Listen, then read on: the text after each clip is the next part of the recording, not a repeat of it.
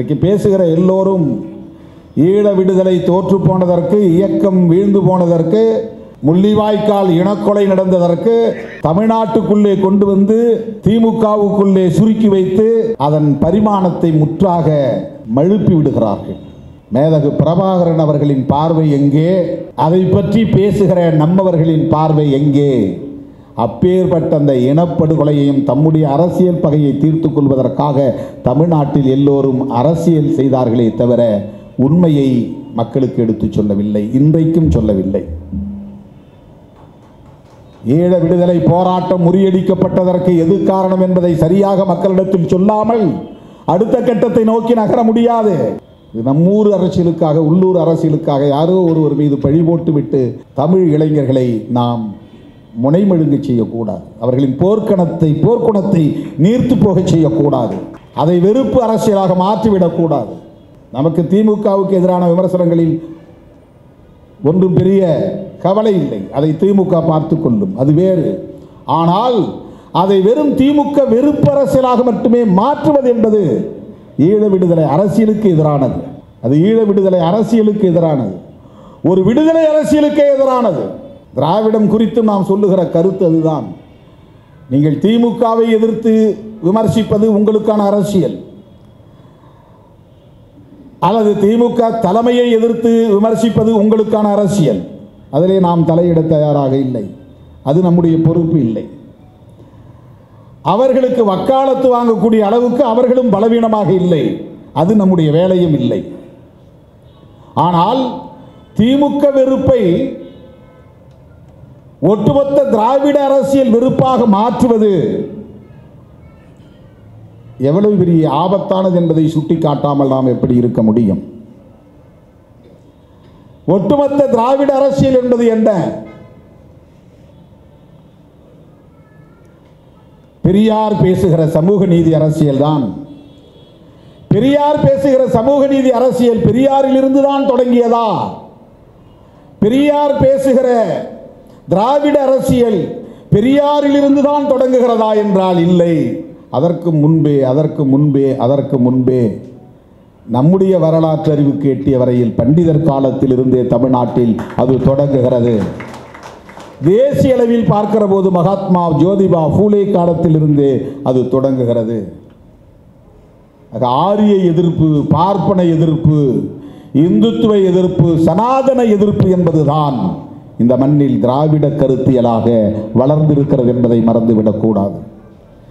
திமுக எதிர்ப்பு திராவிட கருத்தியல் எதிர்ப்பாக மாறுகிற போது நாம் குறுக்கிட வேண்டியிருக்கிறது. திராவிடம் என்பது திமுக அரசியலோடு மட்டுமே தொடர்புடையதல்ல. திராவிடம் என்பது கலைஞர் குடும்பத்தோடு தொடர்புடையதாக மட்டும் இல்லை, குடும்பத்தோடு மட்டுமே தொடர்புடையதல்ல. திராவிடம் என்பது பண்டிதருக்கு முன்னரே இந்த மண்ணில் உயிர்ப்போடு இருந்திருக்கிறது. பக்தி இயக்க காலத்திலேயே திராவிட சொல் இங்கே புழக்கத்தில் இருந்திருக்கிறது. சைவ மடங்களே அப்படித்தான் இங்கே தோற்றம் பெற்றிருக்கின்றன, திராவிட இயக்கமாகத்தான் தோற்றம் பெற்றிருக்கின்றன.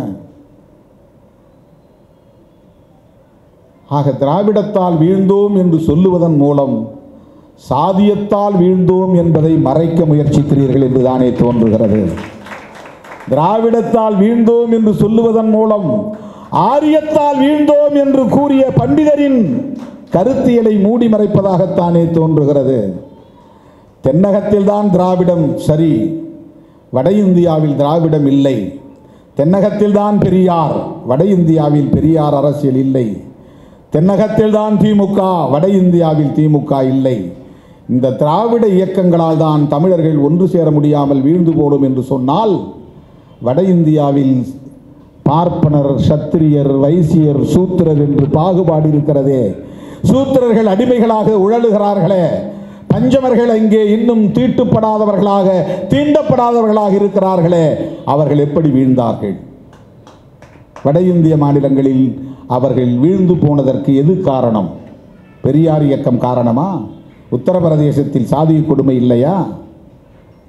மகாராஷ்டிராவில் சாதிய கொடுமைகள் இல்லையா? வர்ண பாகுபாடுகள் இல்லையா? வன்கொடுமைகள் இல்லையா? பெண்களுக்கு எதிரான வன்கொடுமைகள் இல்லையா? மக்கள் ஒற்றுமை இப்படித்தானே சிதைந்தது. வர்ண பாகுபாடுகளால் தானே சிதைந்தது. சாதிய பாகுபாடுகளால் தானே சிதைந்தது. சின்னஞ்சிறு குழுக்களாக சிதறி போயின.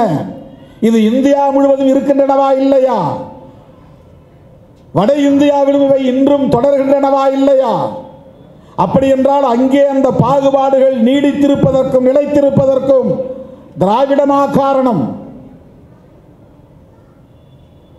இந்தியா முழுவதும் இது ஒரே பண்பாக இருக்கிறது, ஒரே பண்பாடாக இருக்கிறது. சாதியம் மக்களை கூறு போட்டு உடைக்கிற மக்களை பிளவுபடுத்தி இருக்கிறது. ஆரியத்தால் வீழ்ந்தோம் என்பதுதான் வரலாற்று உண்மை. திராவிடத்தால் பார்ப்பனியத்தை வீழ்த்தினோம் என்பதுதான் தமிழர் வரலாற்று உண்மை. சொல்லிலே வேண்டுமானால் மாறுபாடு இருக்கலாம். திராவிடம் என்பது வேறு, தமிழ் தேசியம் என்பது வேறு என்று சொல்லில் வேறுபாடு இருக்கலாம். அந்த திராவிடம் தான் இந்தியை எதிர்த்தது. இந்தி எதிர்ப்பு என்பது தமிழர்களுக்கானது தானே.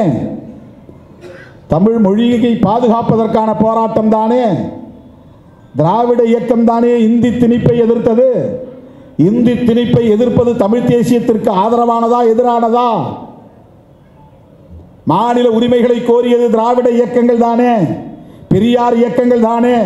மாநில உரிமைகள் கோருவது தமிழ் தேசியத்திற்கு எதிரானவையா, தமிழ் தேசியத்திற்கு ஆதரவானவையா? சமஸ்கிருதமயமாதலை எதிர்த்தது பெரியார் இயக்கங்கள் தானே, திராவிட கட்சிகள் தானே. சமஸ்கிருதமயமாதலை எதிர்த்தது தமிழ் தேசியத்திற்கு எதிரானதா, தமிழ் தேசியத்திற்கு ஆதரவானதா?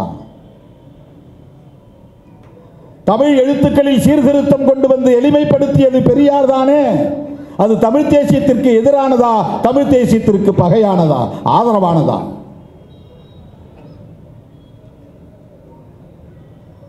அடுக்கிக் கொண்டே போகலாம். அன்றைக்கு மதராஸ் பிரசிடென்சியாக இருந்ததால் பல மொழி பேசக்கூடிய தென்னிந்திய தேசிய இனங்கள் ஒரே நிலப்பரப்பில் வாழ்ந்ததால் அன்றைக்கு திராவிடம் என்கிற பெயரில் தான் இயக்கம் காண முடிந்தது. திராவிடம் என்கிற பெயரில் தான் தமிழ் உணர்வை ஊட்ட முடிந்தது. திராவிடம் என்கிற பெயரில் தான் பார்ப்பன எதிர்ப்பை பரப்ப முடிந்தது, பதிவு செய்ய முடிந்தது. தமிழீழ விடுதலைக்காக சிங்கள பௌத்த பேரினவாத சக்திகளை எதிர்த்து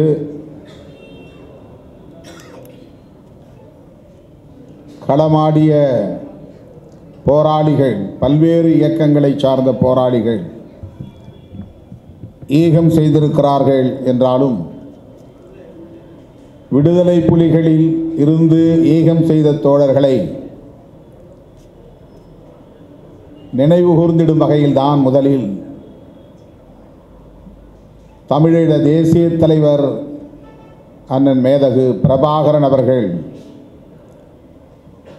மாவீரர் நாளை அறிவித்தார். அவர்களுக்கு மாவீரர் துயிலும் இல்லங்களில் உற்றார் உறவினர்களுடன் கூடி ஈகச் சுடரேற்றி வீர வணக்கம் செலுத்துகிற நிகழ்வை தமிழர் பண்பாட்டு நிகழ்வாக மாற்றி அமைத்தார். ஆனால் இன்றைக்கு உலகம் முழுவதும் நாம்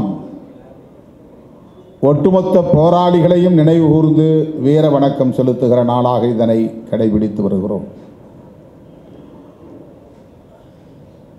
தமிழீழ விடுதலைக்காக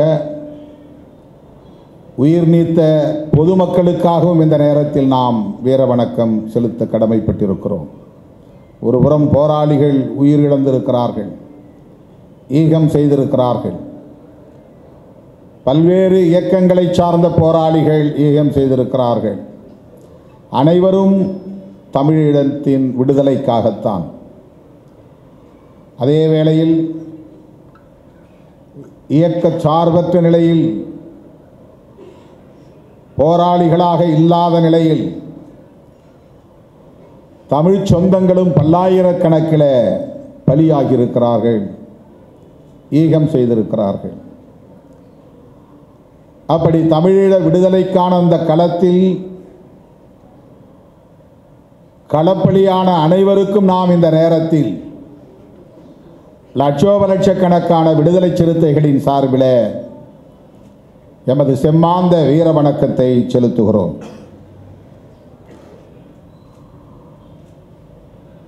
மக்களும் பலியாகிறார்கள், போராளிகளும் பலியாகிறார்கள் என்கிற போது ஒவ்வொரு நாளும் ஒவ்வொரு குடும்பத்திலும் ஒரு பலி, துக்கம், சோகம், ஒட்டுமொத்த ஈழ தேசமே இப்படி ஒவ்வொரு நாளும் யுத்தக்களமாக மாறி இருக்கிற சூழலில் மக்களுக்கும் யுத்தத்திற்கும் இடையிலே இடைவெளி ஏற்பட்டு விடாமல் மக்களோடு போராளிகள் இணைந்தே நிற்க வேண்டும் என்கிற தொலைநோக்கு பார்வையோடு, பண்பாட்டு புரிதலோடு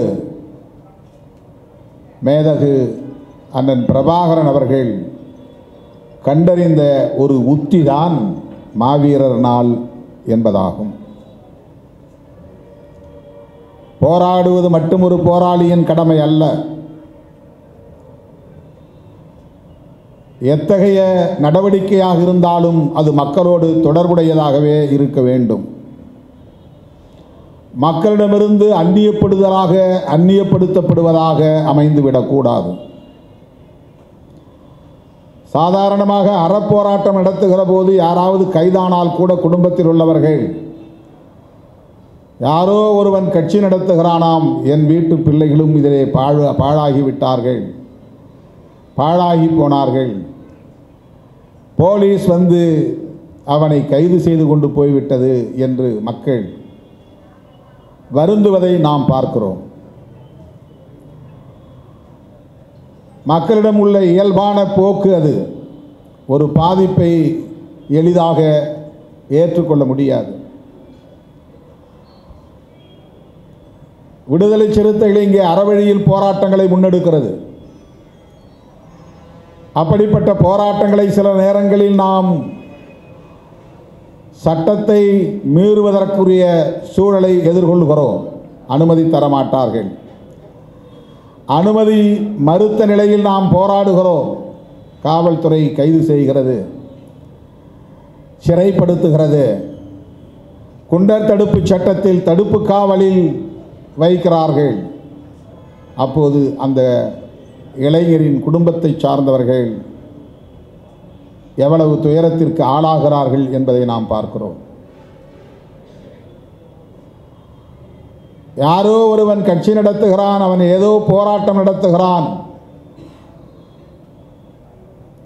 அதனால் என் குடும்பத்தில் என் பிள்ளை கைது செய்யப்பட்டிருக்கிறான் என்று எண்ணுகிற அந்த இளைஞனின் பெற்றோர் உள்ளம் துயரப்படுகிற போது அதற்கு ஆற்றுப்படுத்துகிற எதிர்வினை ஆற்ற வேண்டிய பொறுப்பு இயக்கத்திற்கு உண்டு. அந்த குடும்பத்தினரை சந்திக்க வேண்டும், அந்த குடும்பத்தினருக்கு ஆறுதல் சொல்ல வேண்டும்.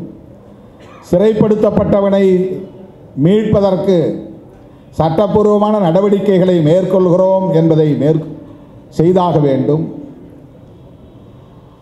கைது நடவடிக்கைகளை கண்டிக்க வேண்டும். ஒருவரை கைது செய்தால் 1000 பேர் வீதிக்கு வருவோம் என்கிற நிலையை ஏற்படுத்த வேண்டும். இதுதான் ஒரு இயக்கம் மக்களோடு இணைந்து பிணைந்து நிற்கிற உத்தி. இது அறவழி போராட்ட களத்தில். அங்கே விடுதலை யுத்தம், ஆயுத போராட்டம், கைது சிறை என்பதல்ல, காயம், ஊனம், மரணம் என்று வீட்டுக்கு வீடு பெரும் துயரம். அப்படி வீட்டுக்கு வீடு பெரும் துயரம் சூழுகிற போது அந்த மக்களை ஆற்றுப்படுத்துவதற்கு என்ன வழி? அந்த மக்களை யுத்தக்களத்திலே இணைப்பதற்கு என்ன வழி? அப்படி ஈகம் செய்தவர்களின் குடும்பத்திற்கு எத்தகைய அரசியல் புரிதலை ஏற்படுத்துவது என்கிற கேள்விக்கு விடைதான் மேதகு பிரபாகரன் அவர்கள் கண்டறிந்த இந்த பண்பாட்டு உத்தி, இது ஒரு பண்பாட்டு உத்தி. இது மாவீரர் நாள் என்பது மக்களையும் போராளிகளையும் இணைப்பதற்கான ஒரு களம். பாதிக்கப்பட்ட மக்களை ஆற்றுப்படுத்துவதற்கான ஒரு உத்தி.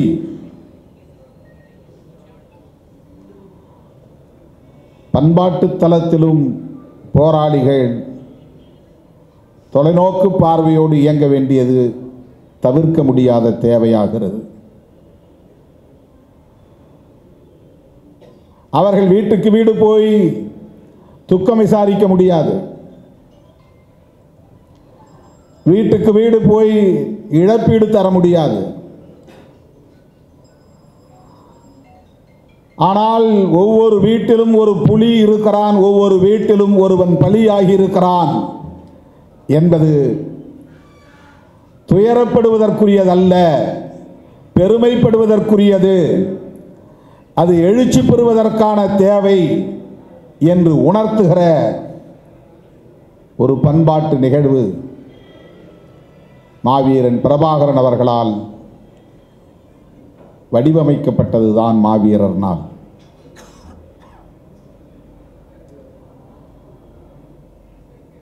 முதலாக விடுதலை புலிகள் இயக்கத்தில்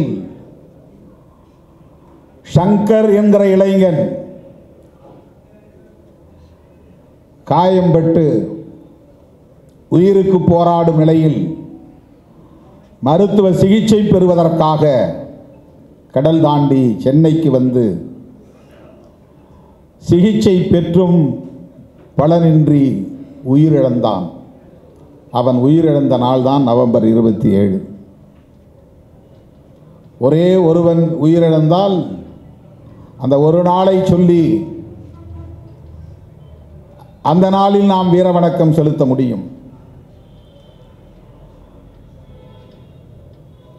ஒவ்வொரு ஆண்டும் நாம் மேலவளவு முருகேசனுக்கு வீரவணக்கம் செலுத்துகிறோம்.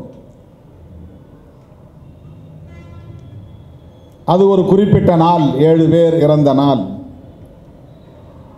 ஆனால் தமிழீழ விடுதலை களத்தில் அப்படி அடுத்தடுத்து ஒவ்வொரு நாளும் அல்லது ஒவ்வொரு மாதமும் ஒவ்வொரு ஆண்டும் என்று நூற்றுக்கணக்கிலே ஆயிரக்கணக்கிலே ஈகம் செய்கிறார்கள் என்கிற போது ஒவ்வொருவருக்கும் தனித்தனியே வீரவணக்க நாளை நினைவு கூர்ந்திட முடியாது. ஒவ்வொரு நாளையும் வீரவணக்க நாளாக கடைபிடிக்கவும் முடியாது. அப்படி என்றால் 365 நாளும் வீரவணக்க நாளாக கடைபிடிக்க வேண்டிய ஒரு தேவை உருவாகும்.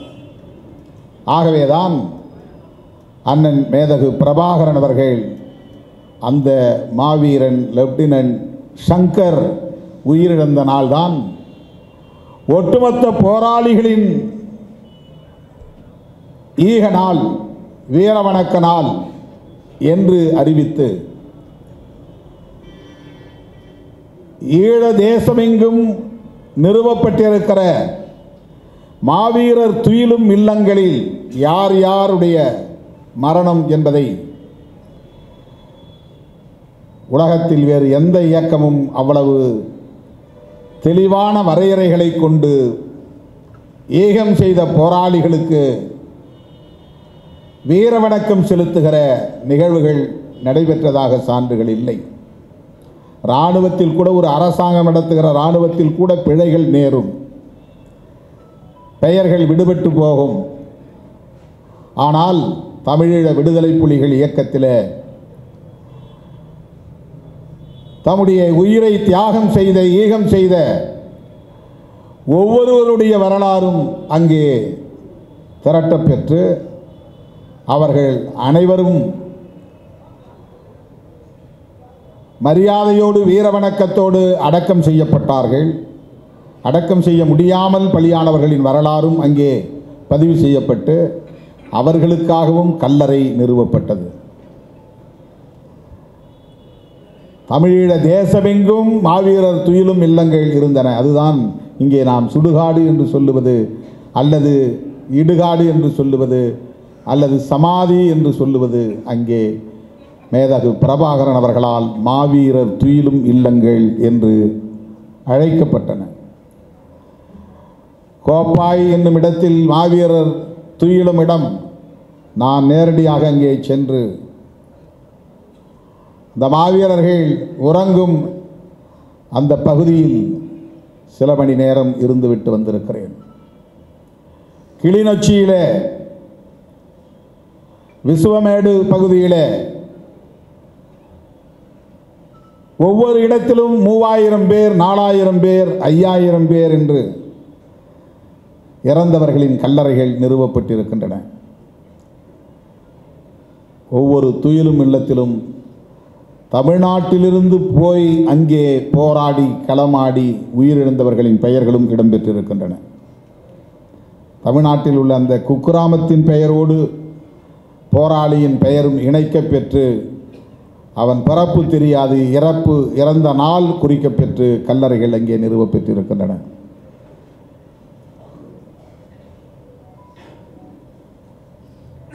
அப்படி மாவீரர்களை மதிக்கிற, போற்றுகிற, வணங்குகிற ஒரு மகத்தான பண்பாட்டை இந்த யுத்தம் களம் உருவாக்கியிருக்கிறது. மேதகு பிரபாகரன் உருவாக்கியிருக்கிறார். இறந்தவர்கள் அவ்வளவுதான் என்று அவர்களை மறந்துவிட்டு அவர்கள் களத்தில் போராடுவதை மட்டுமே குறியாக கொண்டிருக்கவில்லை. ஈகம் செய்தவர்கள் அனைவரையும் நினைவு கூர்ந்திட வேண்டும். அவர்களின் கனவை நனவாக்குவதற்கான உறுதிமொழியை வீரவணக்க நாளில், மாவீரர் நாளில் ஏற்றுக்கொள்ள வேண்டும் என்கிற ஒரு புதிய பண்பாட்டை, புரட்சிகர பண்பாட்டை நிறுவியவர் அண்ணன் பிரபாகரன் அவர்கள். இது வெறும் சடங்கு அல்ல, சம்பிரதாயம் அல்ல.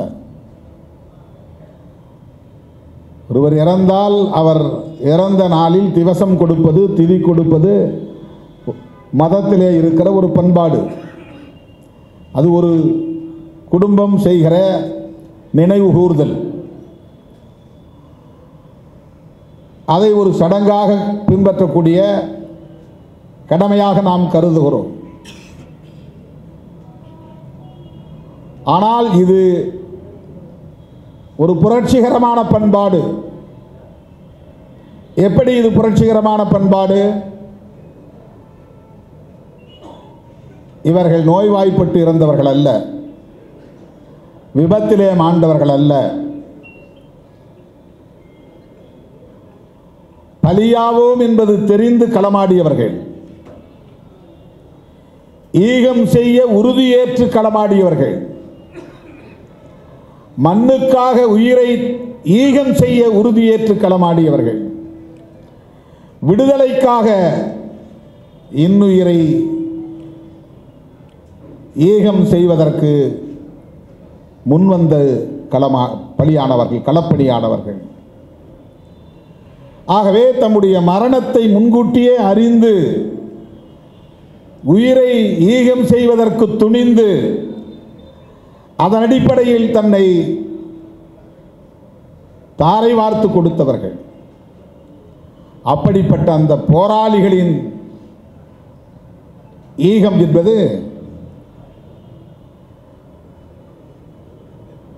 துயருற்று கண்ணீர் சிந்துவதற்கல்ல,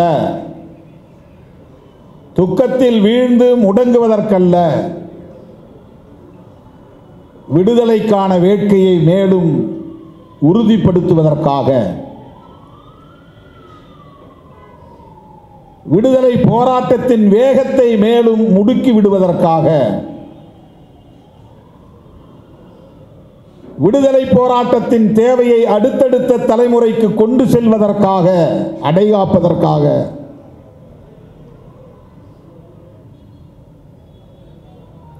ஆகவே இந்த பண்பாடு புரட்சிகர பண்பாடு, மக்களுக்கான பண்பாடு. விசுவமேடு என்கிற அந்த மாவீரர் துயிலும் இல்லம் நிகழ்விலே 2004ஆம் ஆண்டு இதே நவம்பர் 27ஆம் நாள் இதே வேளையில் நான் அந்த போராளிகளோடு, பொதுமக்களோடு வீர வணக்கம் செலுத்துகிற நிகழ்வில் பங்கேற்றேன். அந்த துயிலும் இல்லத்தில் மட்டும் 4000 கல்லறைகள் இருந்தன. ஒவ்வொரு கல்லறையிலும் அந்த குடும்பத்தை சார்ந்தவர்கள் வந்து நின்றார்கள். ஒவ்வொரு கல்லறையின் முன்பும் விளக்கேற்றி வைத்து காத்து நின்றார்கள். மாவீரர் துயிலும் இல்லத்தில் ஒரு பொது இடம், ஒரு சிறு மேடை. அங்கே புலிகள் இயக்கத்தின் தளபதிகளில் ஒருவர் வந்து நிற்பார். அவர் அந்த இடத்திலே நிறுவப்பட்டிருக்கிற ஈகச் சுடரை ஏற்றுகிறார். எல்லோரும் ஈகச் சுடரை அவரவர் குடும்ப உறுப்பினரை நினைவு கூர்ந்து, இந்த போராளிகளை நினைவு கூர்ந்து, அவர்களின் ஈகத்தை நினைவு கூர்ந்து ஈகச் சுடர் ஏற்றி அமைதி காத்து அகவணக்கம் செலுத்துகிறார்கள். வீரவணக்கம் செலுத்திய பின்னர் சில நொடிகளில் அங்கே பொருத்தப்பட்டிருக்கிற திரையில் தமிழீழ தேசிய தலைவர் மேதகு பிரபாகரன் அவர்கள் தோன்றி உரையாற்றுகிறார்.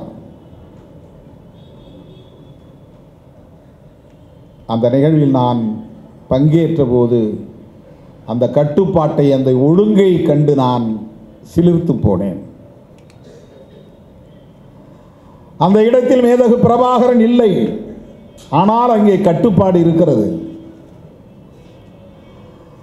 அந்த இடத்தில் இராணுவ வீரர்கள் யாரும் இல்லை, ஆனால் அங்கே ஒழுங்கு இருக்கிறது. அந்த இடத்தில் காவல்துறையினர் யாரும் இல்லை, ஆனால் அங்கே பாதுகாப்பு உணர்வு மேலோங்கி இருக்கிறது. மாவீரர் துயிலும் இல்லங்களை சுற்றி புலிகள் தங்களை வெளிச்சப்படுத்திக் கொள்ளாத இடங்களில் நின்று பாதுகாப்பு தருகிறார்கள். பொதுமக்கள் சாறை சாறையாக வந்து அவரவர் கல்லறைக்கு அருகே வந்து நிற்கிறார்கள். கண்கொள்ளா காட்சியாக அது இருக்கிறது. ஒரு துயரத்தை எவ்வளவு பெரிய புரட்சிகரமான பண்பாடாக ஒரு தலைவர் மாற்றியிருக்கிறார் என்பதை கண்டு நான் வியந்து போனேன். எவ்வளவு பெரிய துயரம், எவ்வளவு பேர் மாண்டு போயிருக்கிறார்கள், எத்தனை உயிர்கள் இங்கே பலியாகி இருக்கின்றன, இவ்வளவு பேர் இங்கே புதைக்கப்பட்டிருக்கிறார்கள். ஒவ்வொரு குடும்பத்திலும் இழவு. அவர்கள் இதை எதிர்மறையாக பார்க்கவில்லை. இப்படி ஒரு இயக்கம் இருப்பதால் தான் என் வீட்டு பிள்ளைகள் இப்படி மரித்து போனார்கள், இவ்வளவு பேர் மாண்டு போனார்கள். இந்த சுடுகாட்டிலே போய் நிற்கிற போது 4000 கல்லறைகள் இருக்கிற இடத்தை பார்க்கிற போது அவ்வளவு பேரும் இயற்கை மரணம் அடைந்தவர்கள் அல்ல, வீர மரணம் அடைந்தவர்கள். ஒரு இயக்கத்திற்கு எதிராக மக்கள் சிந்திக்கவில்லை, அந்த இயக்க தலைவனை எதிராக பார்க்கவில்லை. இவ்வளவு பெரிய பலி, உயிர் இழப்பு தேவையற்றது என்கிற புலம்பல் இல்லை. இந்த மக்களிடத்திலே நம்பிக்கை மேலோங்கி இருந்தது. நமக்கென்று ஒரு தலைவன் இருக்கிறான். எத்தனை 1000 பேர் உயிரிழந்தாலும் நமக்கென்று ஒரு தேசம் பிறக்கும், விடுதலை கிடைக்கும் என்கிற அந்த உறுதிப்பாடு அவர்களிடத்திலே மேலோங்கி இருந்தது. அவர்கள் அங்கே கண்ணீர் கொட்டினார்கள் என்றாலும் கூட அது உறுதியான நம்பிக்கையோடு உதிர்ந்த கண்ணீர் பூக்கள், இந்த மாவீரர்களுக்கு வீரவணக்கம் செலுத்துகிற கண்ணீர் பூக்கள். ஒரு தலைவன் எப்படிப்பட்ட பரிணாம மாற்றத்தை உருவாக்கி இருக்கிறார், எவ்வளவு பெரிய துயரத்தை ஒரு புரட்சிகர நிகழ்வாக மாற்றி இருக்கிறார்.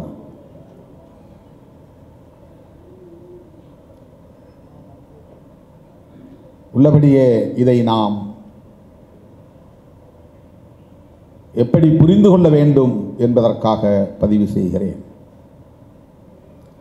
மேதகு பிரபாகரன் அவர்கள் உலகின் கவனத்தை ஈர்க்கக்கூடிய ஒரு மாமனிதராக, புரட்சியாளராக தன்னைத்தானே செதுக்கிக் கொண்டவர். எந்த இராணுவ பள்ளியிலும் அவர் பயிற்சி பெற்றவர் அல்ல. அப்படி ஒரு பாரம்பரியமுள்ள குடும்பத்தில் தோன்றியவரும் அல்ல. அந்த மண்ணிலே சராசரி இளைஞர்களைப் போல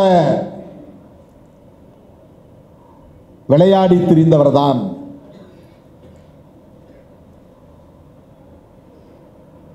ஆனால் அவருக்குள் ஒரு தீராத வேட்கை தீயாக கனன்று கொண்டிருந்திருக்கிறது.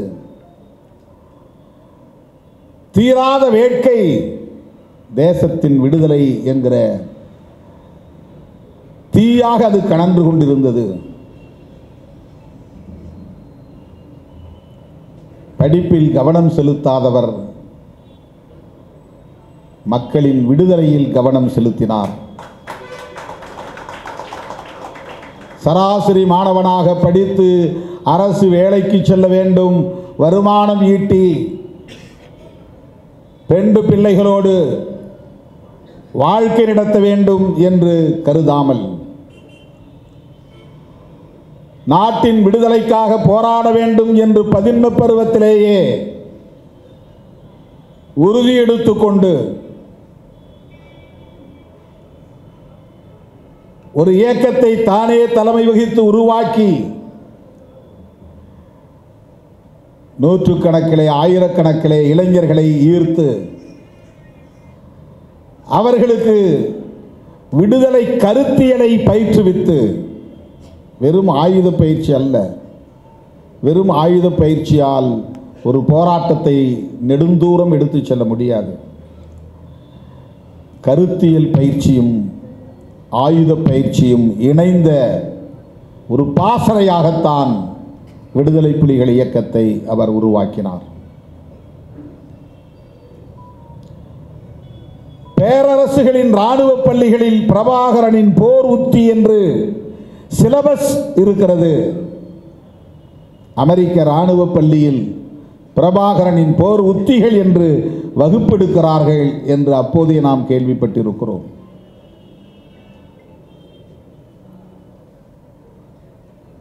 ஒரு நோக்கத்தை நாம் முடிவெடுத்து அந்த நோக்கத்தை நிறைவேற்ற வேண்டும் என்கிற களத்தை அமைத்து அதில் உறுதியாக நின்றால் சாதிக்க முடியும் என்பதற்கு மேதகு பிரபாகரன் ஒரு சாட்சி. உலகில் எத்தனையோ பல புரட்சியாளர்களை நாம் பார்க்கிறோம். அவர்களுக்கெல்லாம் ஒரு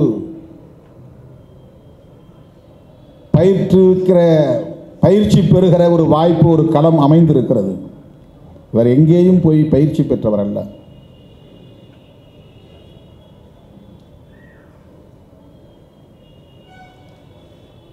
பல யுத்த களங்களில் அமெரிக்க இராணுவமே புலிகளை சிங்கள இராணுவத்தினரோடு இணைந்து மோதி இருக்கிறது. ஆனையிரவு யுத்தத்தில் புலிகளை எதிர்த்து நின்ற சிங்கள படையினரோடு அமெரிக்க படையினரும் இருந்தார்கள் என்பது வரலாறு. ஆனால் புலிகளே வென்றார்கள் என்பதும் வரலாறு.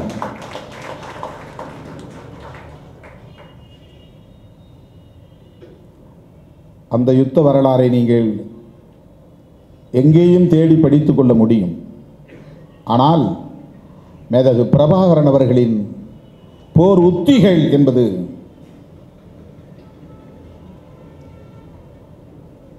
அவ்வளவு எளிதாக எல்லோராலும் விவரிக்கப்படுவதில்லை. அவருடைய போர் உத்திகள் என்பவை மக்களோடு இணைந்து போராடுகிற உத்திகள் தான். மக்களையும் போராளிகளாக பரிணாமம் பெற செய்வதுதான் அவருடைய உத்தி. அதுதான் போற்றுதலுக்குரியது. பொதுவாக ஆயுதம் ஏந்துகிற அமைப்பு ஒரு குழுவாக அப்படியே மக்களிடமிருந்து தனிமைப்பட்டு போவார்கள். தமிழ்நாட்டில் அப்படி பல ஆயுத குழுக்கள் தோன்றி அழிக்கப்பட்டு விட்டன. ஆந்திரா, தெலுங்கானா பகுதிகளில் அப்படி ஆயுத குழுக்கள் தோன்றி அழிக்கப்பட்டு இருக்கின்றன. இன்னும் பலர் தலைமறைவாக இருக்கிறார்கள். மேற்கு வங்கத்திலும் ஆயுத குழுக்கள் தோன்றி அழிக்கப்பட்டிருக்கின்றன.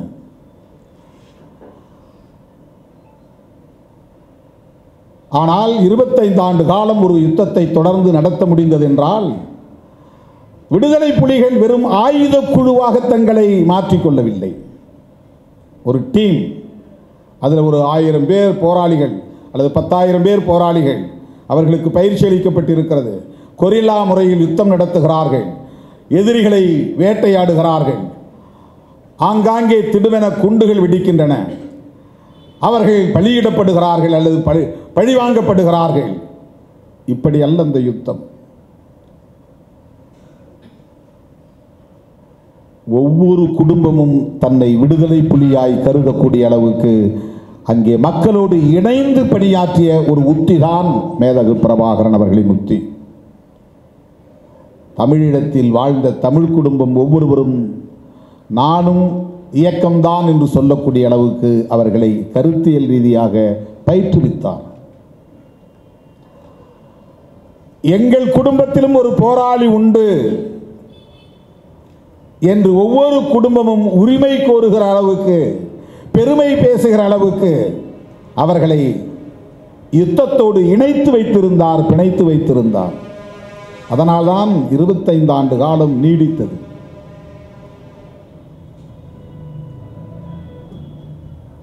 கடைசியில் அந்த யுத்தம்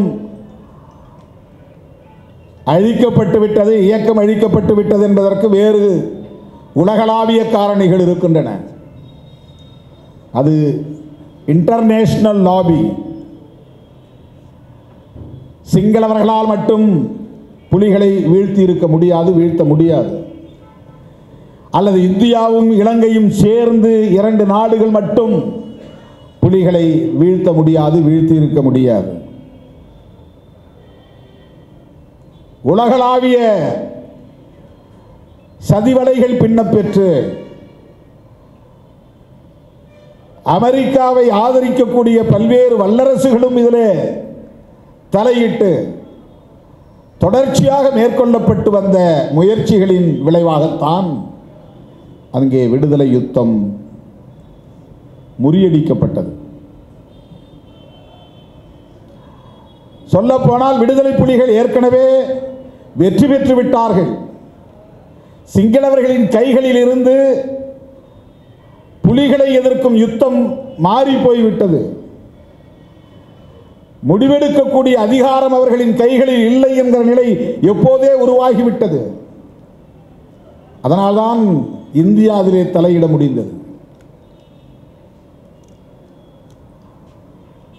உலக நாடுகள் தலையிட்டன. தமிழீழ விடுதலை போராட்டத்தை வெறும் மொழி சார்ந்த, இனம் சார்ந்த பிரச்சனையாக பாராமல்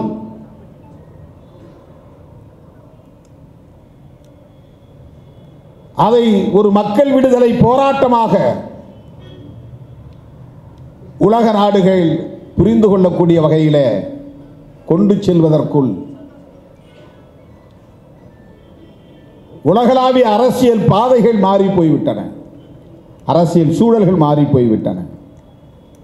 அதனால்தான் விடுதலை புலிகளை வெறும் ஆயுத குழுவாகவே அவர்கள் பார்த்தார்கள். விடுதலை புலிகளின் போராட்டத்தை மக்கள் போராட்டமாக பார்க்காமல் வெறும் பயங்கரவாத நடவடிக்கையாக பார்த்தார்கள்.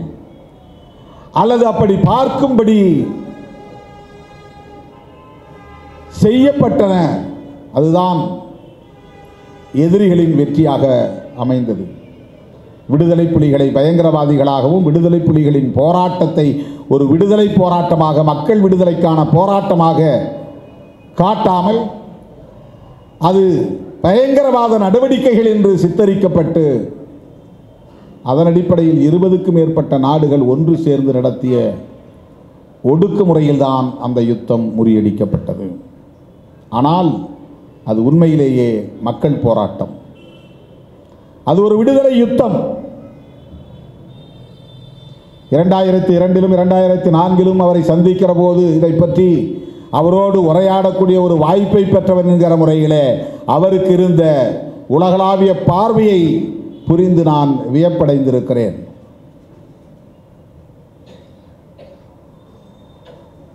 தனிப்பட்ட முறையிலே என் மீது அவர் கொண்டிருந்த நம்பிக்கையை நான் எண்ணி பார்க்கிறேன், பற்றுதலை நான் எண்ணி பார்க்கிறேன்.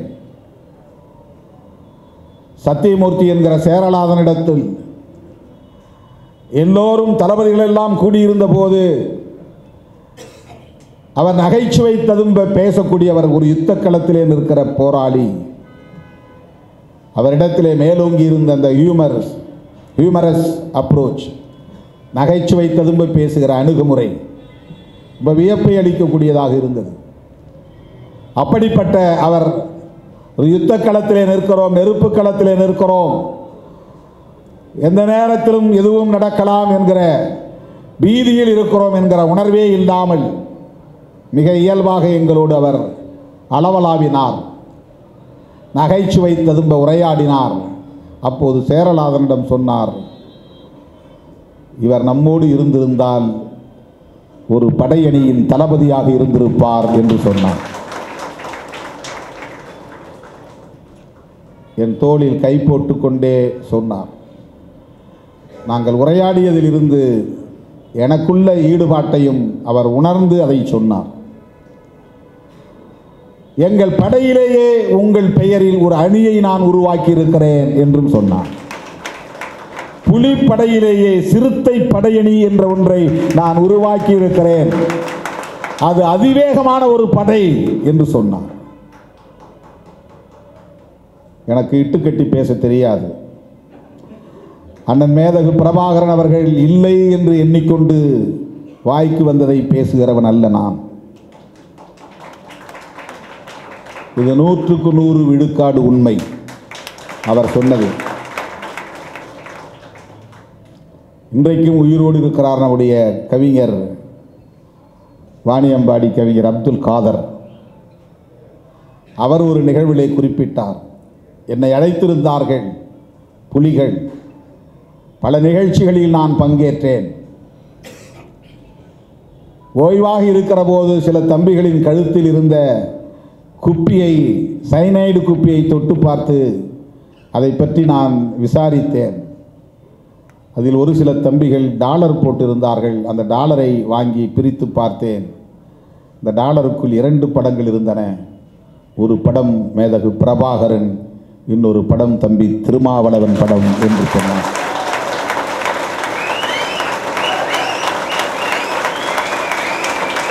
புலிகளின் கழுத்தில் தொங்கிய டாலருக்குள்ளே பிரபாகரன் படமும் திருமாவளவன் படமும் இருந்ததை பார்த்து நான் அதிர்ச்சி அடைந்தேன் என்று நம்முடைய கவிஞர் அப்துல் காதர் அவர்கள் பேசியது இன்னும் பதிவில் இருக்கிறது.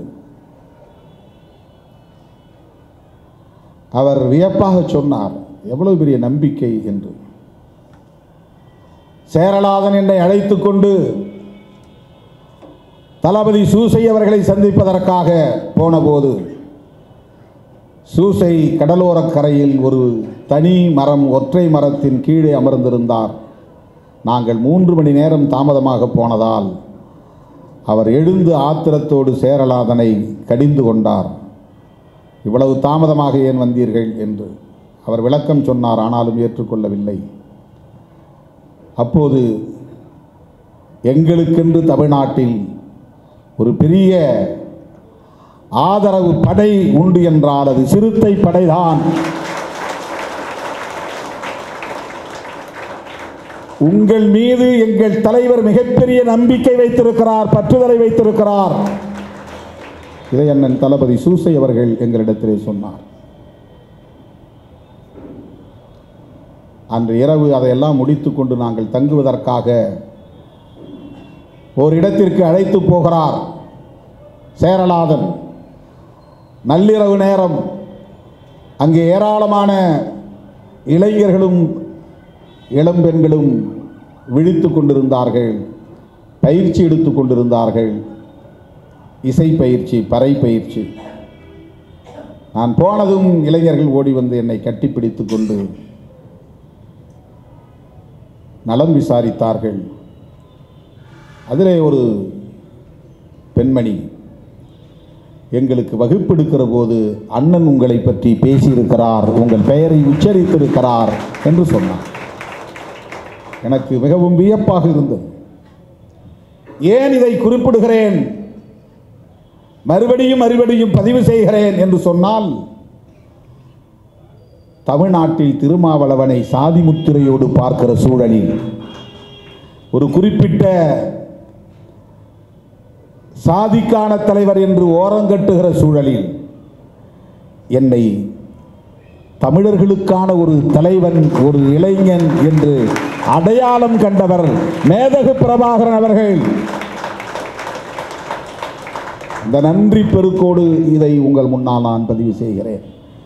முதலில் A9 பாதை திறந்துவிட்ட போது 2002 மானுடத்தின் தமிழ்கூடல் மாநாடு யாழ்ப்பாணத்திலே நடைபெற்ற போது, தமிழ்நாட்டிலிருந்து யார் யாரையெல்லாம் அழைப்பது என்று முடிவெடுத்த போது இதை பற்றி சொன்னார். நாங்கள் முடிவெடுத்த போது கவிஞர் ரத்தினதுரை சொன்னார். புதுவை ரத்தினதுரை, புதுக்குடியிருப்பு. அவர் சொன்னார், நாங்கள் யார் யாரையெல்லாம் அழைக்கலாம் என்று முடிவெடுத்தோம். சில பெயர்களை நான் எழுதி கொடுத்தேன். இலக்கியத்துறையில், சினிமா கலைத்துறையில் என்று ஒரு 4-5 பெயரை எழுதி கொடுத்தேன். சரி என்று ஒப்புக்கொண்டார். அரசியல் தளத்திலிருந்து யாரை அழைப்பது என்று எங்களுக்கு புரியவில்லை, நீங்கள் தான் சொல்ல வேண்டும் என்று தலைவரிடத்தில் போய் கேட்டோம். அவர் உடனே ஒரு தாளை எடுத்து அதை எழுதி என் கையில் திணித்தார்.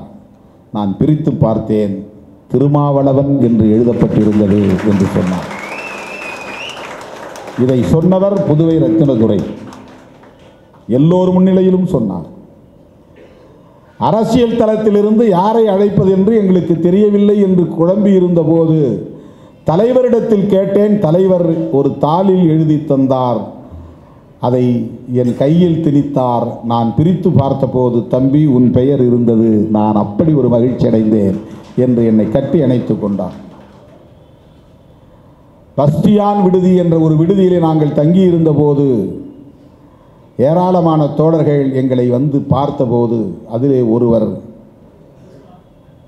அந்தோணி ஜீவா என்று கருதுகிறேன், அவரோடு பல பேர் வந்திருந்தார்கள், எழுத்தாளர்கள். எனக்காக நான் தங்கியிருந்த அறையில் 4 புலிகள் பாதுகாப்புக்கு நின்று கொண்டிருந்தார்கள். இளம் சிறுவர்கள் தான் புலிகள்.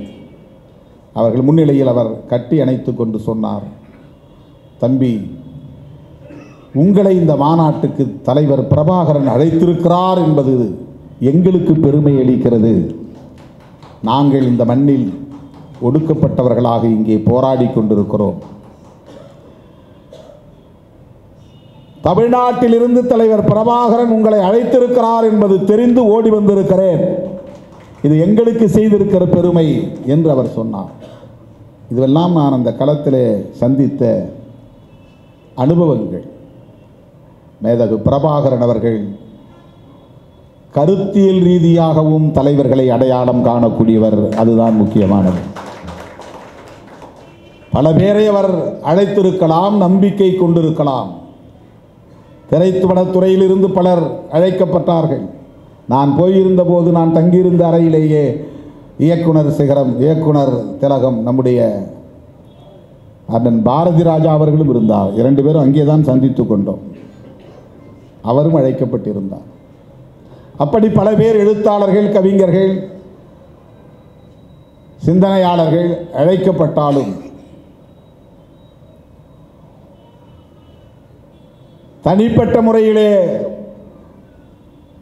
2 பேர் மட்டும் அமர்ந்து சந்தித்து உரையாடக்கூடிய ஒரு வாய்ப்பை மேதகு பிரபாகரன் அவர்கள் திருமாவளவனுக்கு வழங்கினார். அப்போது தமிழ்நாட்டு அரசியலையும் ஈழத்து சிக்கல்களையும் ஏராளமானவற்றை அவர் பகிர்ந்து கொண்ட போதுதான் நார்வே நாட்டின் தலையீடு குறித்து நான் எழுப்பிய கேள்விக்கு அவர் சொன்ன பதில், அமெரிக்க ஏகாதிபத்தியம் எந்த அளவுக்கு சூது சூழ்ச்சியோடு ஈழ விடுதலை போராட்டத்திலும் இயங்கிக் கொண்டிருக்கிறது என்பதை அப்போதே கணித்து சொன்னவர். நார்வே நாட்டுக்கு என்ன அக்கறை? எரிக் சோல்ஹெய்ம் ஏன் இங்கே வருகிறார்?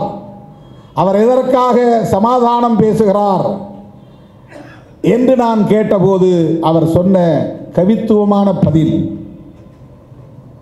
அமெரிக்காவின் கோர முகம் இஸ்ரேல், அமெரிக்காவின் அன்பு முகம் நார்வே என்று சொன்னார். அவருக்கு எவ்வளவு பெரிய உலகளாவிய பார்வை இருந்தது.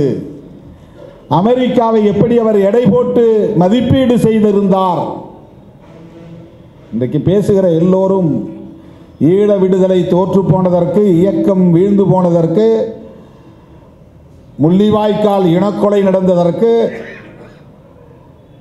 தமிழ்நாட்டுக்குள்ளே கொண்டு வந்து திமுகவுக்குள்ளே சுருக்கி வைத்து அதன் பரிமாணத்தை முற்றாக மழுப்பி விடுகிறார்கள்.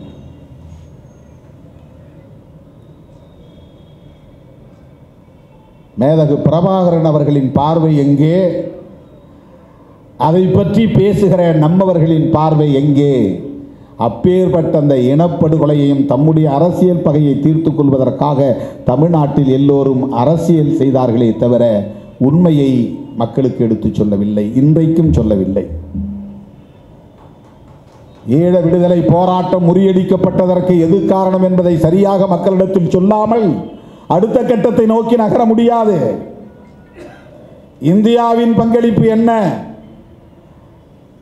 உலக நாடுகள் இதிலே எந்தெந்த நாடுகள் தலையிட்டன? அதிலே அமெரிக்காவின் அடிவருடி நாடுகள் எவை எவை? இரட்டை கோபுரம் இடிக்கப்பட்டதற்கும் உலகச் சூழல் மாறியதற்கும் என்ன தொடர்பு? அதன் பிறகு ஈழச்சிக்கல் எவ்வாறு பார்க்கப்பட்டது உலகத்தின் பார்வையில்? இவையெல்லாம் ஈழ விடுதலையில் அக்கறையுள்ள ஒவ்வொருவனும் அறிந்து கொள்ள வேண்டிய அவசியமான வரலாறு.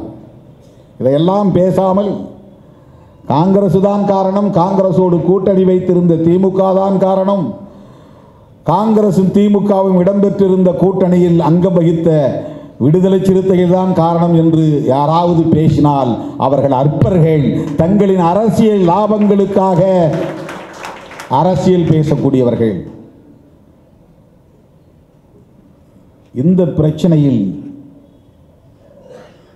ஈழ விடுதலை போராட்டம் முறியடிக்கப்பட்டதில், விடுதலை புலிகள் இயக்கம் வீழ்த்தப்பட்டதில், முள்ளிவாய்க்கால் இனப்படுகொலை அரங்கேற்றப்பட்டதில் உலகளாவிய அணுகுமுறை என்பது இருக்கிறது. உலக நாடுகளின் தலையீடுகள் இருக்கின்றன. இன்றைக்கும் விடுதலை புலிகள் மீதான தடை ஏராளமான நாடுகளில் நீடிக்கிறது. இவற்றையெல்லாம் தமிழ் மக்களுக்கு நாம் எடுத்துச் சொல்ல வேண்டாமா? இளைய தலைமுறையினருக்கு புரிய வைக்க வேண்டாமா? ஒரு தேசம் உலகத்தில் புதிதாக பிறக்க வேண்டுமானால் ஏகாதிபத்திய நாடு ஒன்றின் ஆதரவு இல்லாமல் அது நிகழாது. ஏதாவது ஒரு வல்லரசின் துணையோடு தான் ஒரு புதிய தேசம் பிறக்க முடியும். தாய் மட்டும் தனியே பிரசவிக்க முடியாது, தந்தை தேவை என்பதைப் போல ஒரு தேசம் ஒரு விடுதலை இயக்கத்தால் உருவாகும் என்று நாம் நம்பினாலும் உலகில் தோன்றிய ஒவ்வொரு புதிய நாட்டுக்கு பின்னாலும் ஒரு ஏகாதிபத்தியத்தின் கை இருக்கிறது, ஒரு வல்லரசின் கை இருக்கிறது.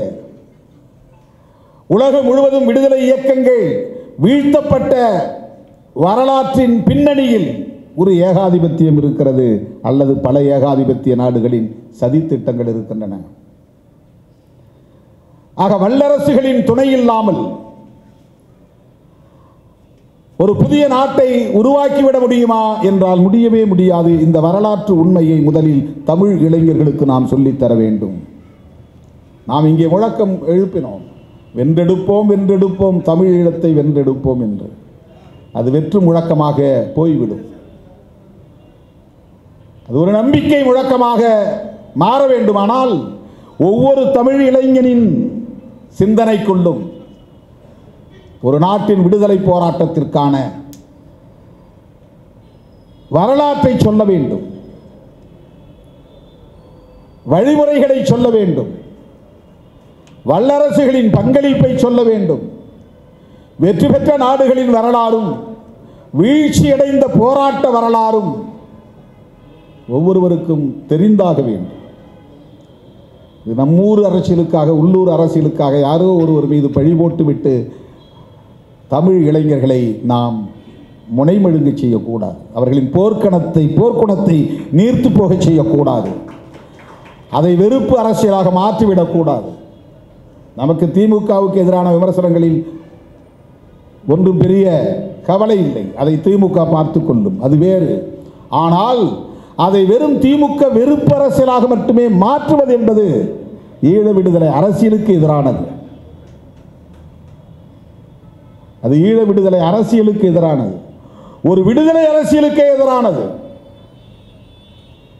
திராவிடம் குறித்து நாம் சொல்லுகிற கருத்து அதுதான்.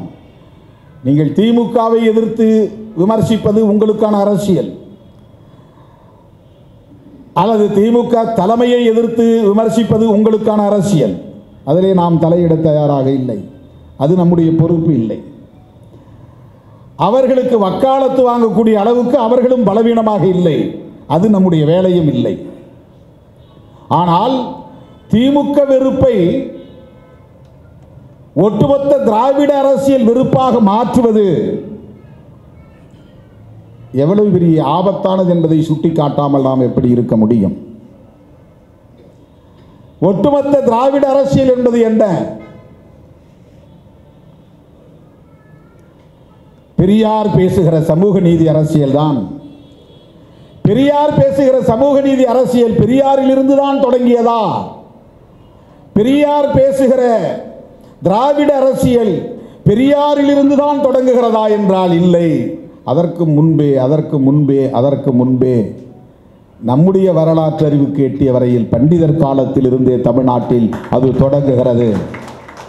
தேசிய அளவில் பார்க்கிற போது மகாத்மா ஜோதிபா பூலே காலத்தில் இருந்தே அது தொடங்குகிறது. ஆரிய எதிர்ப்பு, பார்ப்பன எதிர்ப்பு, இந்துத்துவ எதிர்ப்பு, சனாதன எதிர்ப்பு என்பதுதான் இந்த மண்ணில் திராவிட கருத்தியலாக வளர்ந்திருக்கிறது என்பதை மறந்துவிடக்கூடாது. திமுக எதிர்ப்பு திராவிட கருத்தியல் எதிர்ப்பாக மாறுகிற போது நாம் குறுக்கிட வேண்டியிருக்கிறது.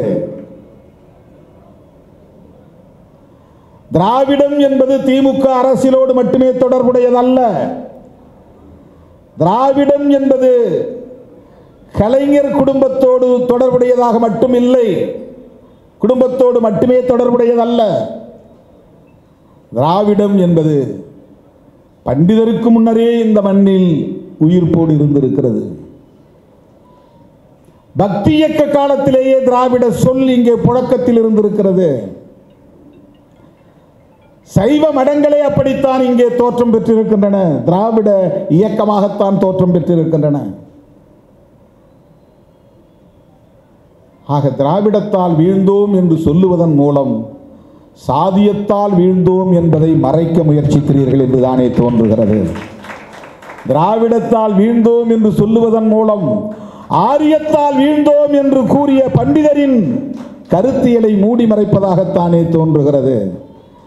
தென்னகத்தில் தான் திராவிடம் சரி, வட இந்தியாவில் திராவிடம் இல்லை. தென்னகத்தில் தான் பெரியார், வட இந்தியாவில் பெரியார் அரசியல் இல்லை. தென்னகத்தில் தான் திமுக, வட இந்தியாவில் திமுக இல்லை.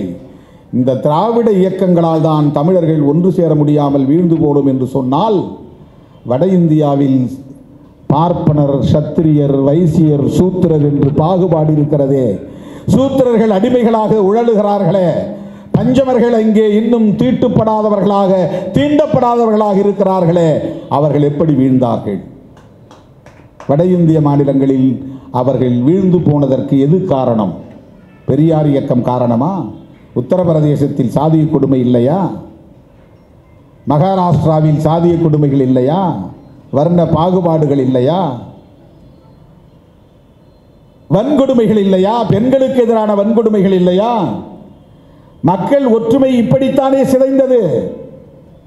வர்ண பாகுபாடுகளால் தானே சிதைந்தது. சாதிய பாகுபாடுகளால் தானே சிதைந்தது.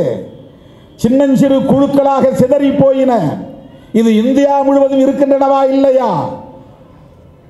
வட இந்தியாவிலும் இவை இன்றும் தொடர்கின்றனவா இல்லையா? அப்படி என்றால் அங்கே அந்த பாகுபாடுகள் நீடித்திருப்பதற்கும் நிலைத்திருப்பதற்கும் திராவிடமா காரணம்? இந்தியா முழுவதும் இது ஒரே பண்பாக இருக்கிறது, ஒரே பண்பாடாக இருக்கிறது. சாதியம் மக்களை கூறு போட்டு உடைக்கிற மக்களை பிளவுபடுத்தி இருக்கிறது. ஆரியத்தால் வீழ்ந்தோம் என்பதுதான் வரலாற்று உண்மை. திராவிடத்தால் பார்ப்பனியத்தை வீழ்த்தினோம் என்பதுதான் தமிழர் வரலாற்று உண்மை. சொல்லிலே வேண்டுமானால் மாறுபாடு இருக்கலாம். திராவிடம் என்பது வேறு, தமிழ் தேசியம் என்பது வேறு என்று சொல்லில் வேறுபாடு இருக்கலாம்.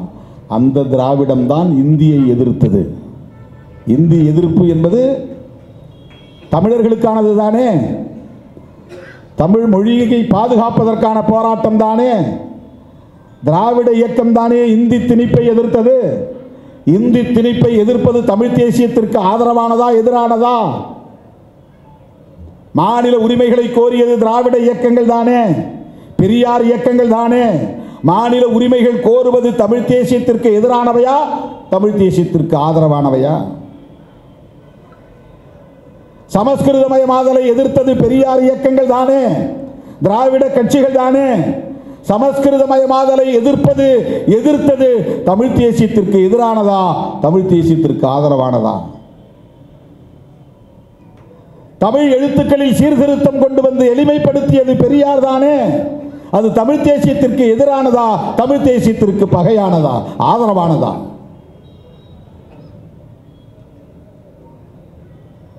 அடுக்கிக் கொண்டே போகலாம். அன்றைக்கு மதராஸ் பிரசிடென்சியாக இருந்ததால் பல மொழி பேசக்கூடிய தென்னிந்திய தேசிய இனங்கள் ஒரே நிலப்பரப்பில் வாழ்ந்ததால் அன்றைக்கு திராவிடம் என்கிற பெயரில் தான் இயக்கம் காண முடிந்தது. திராவிடம் என்கிற பெயரில் தான் தமிழ் உணர்வை ஊட்ட முடிந்தது. திராவிடம் என்கிற பெயரில் தான் பார்ப்பன எதிர்ப்பை பரப்ப முடிந்தது, பதிவு செய்ய முடிந்தது.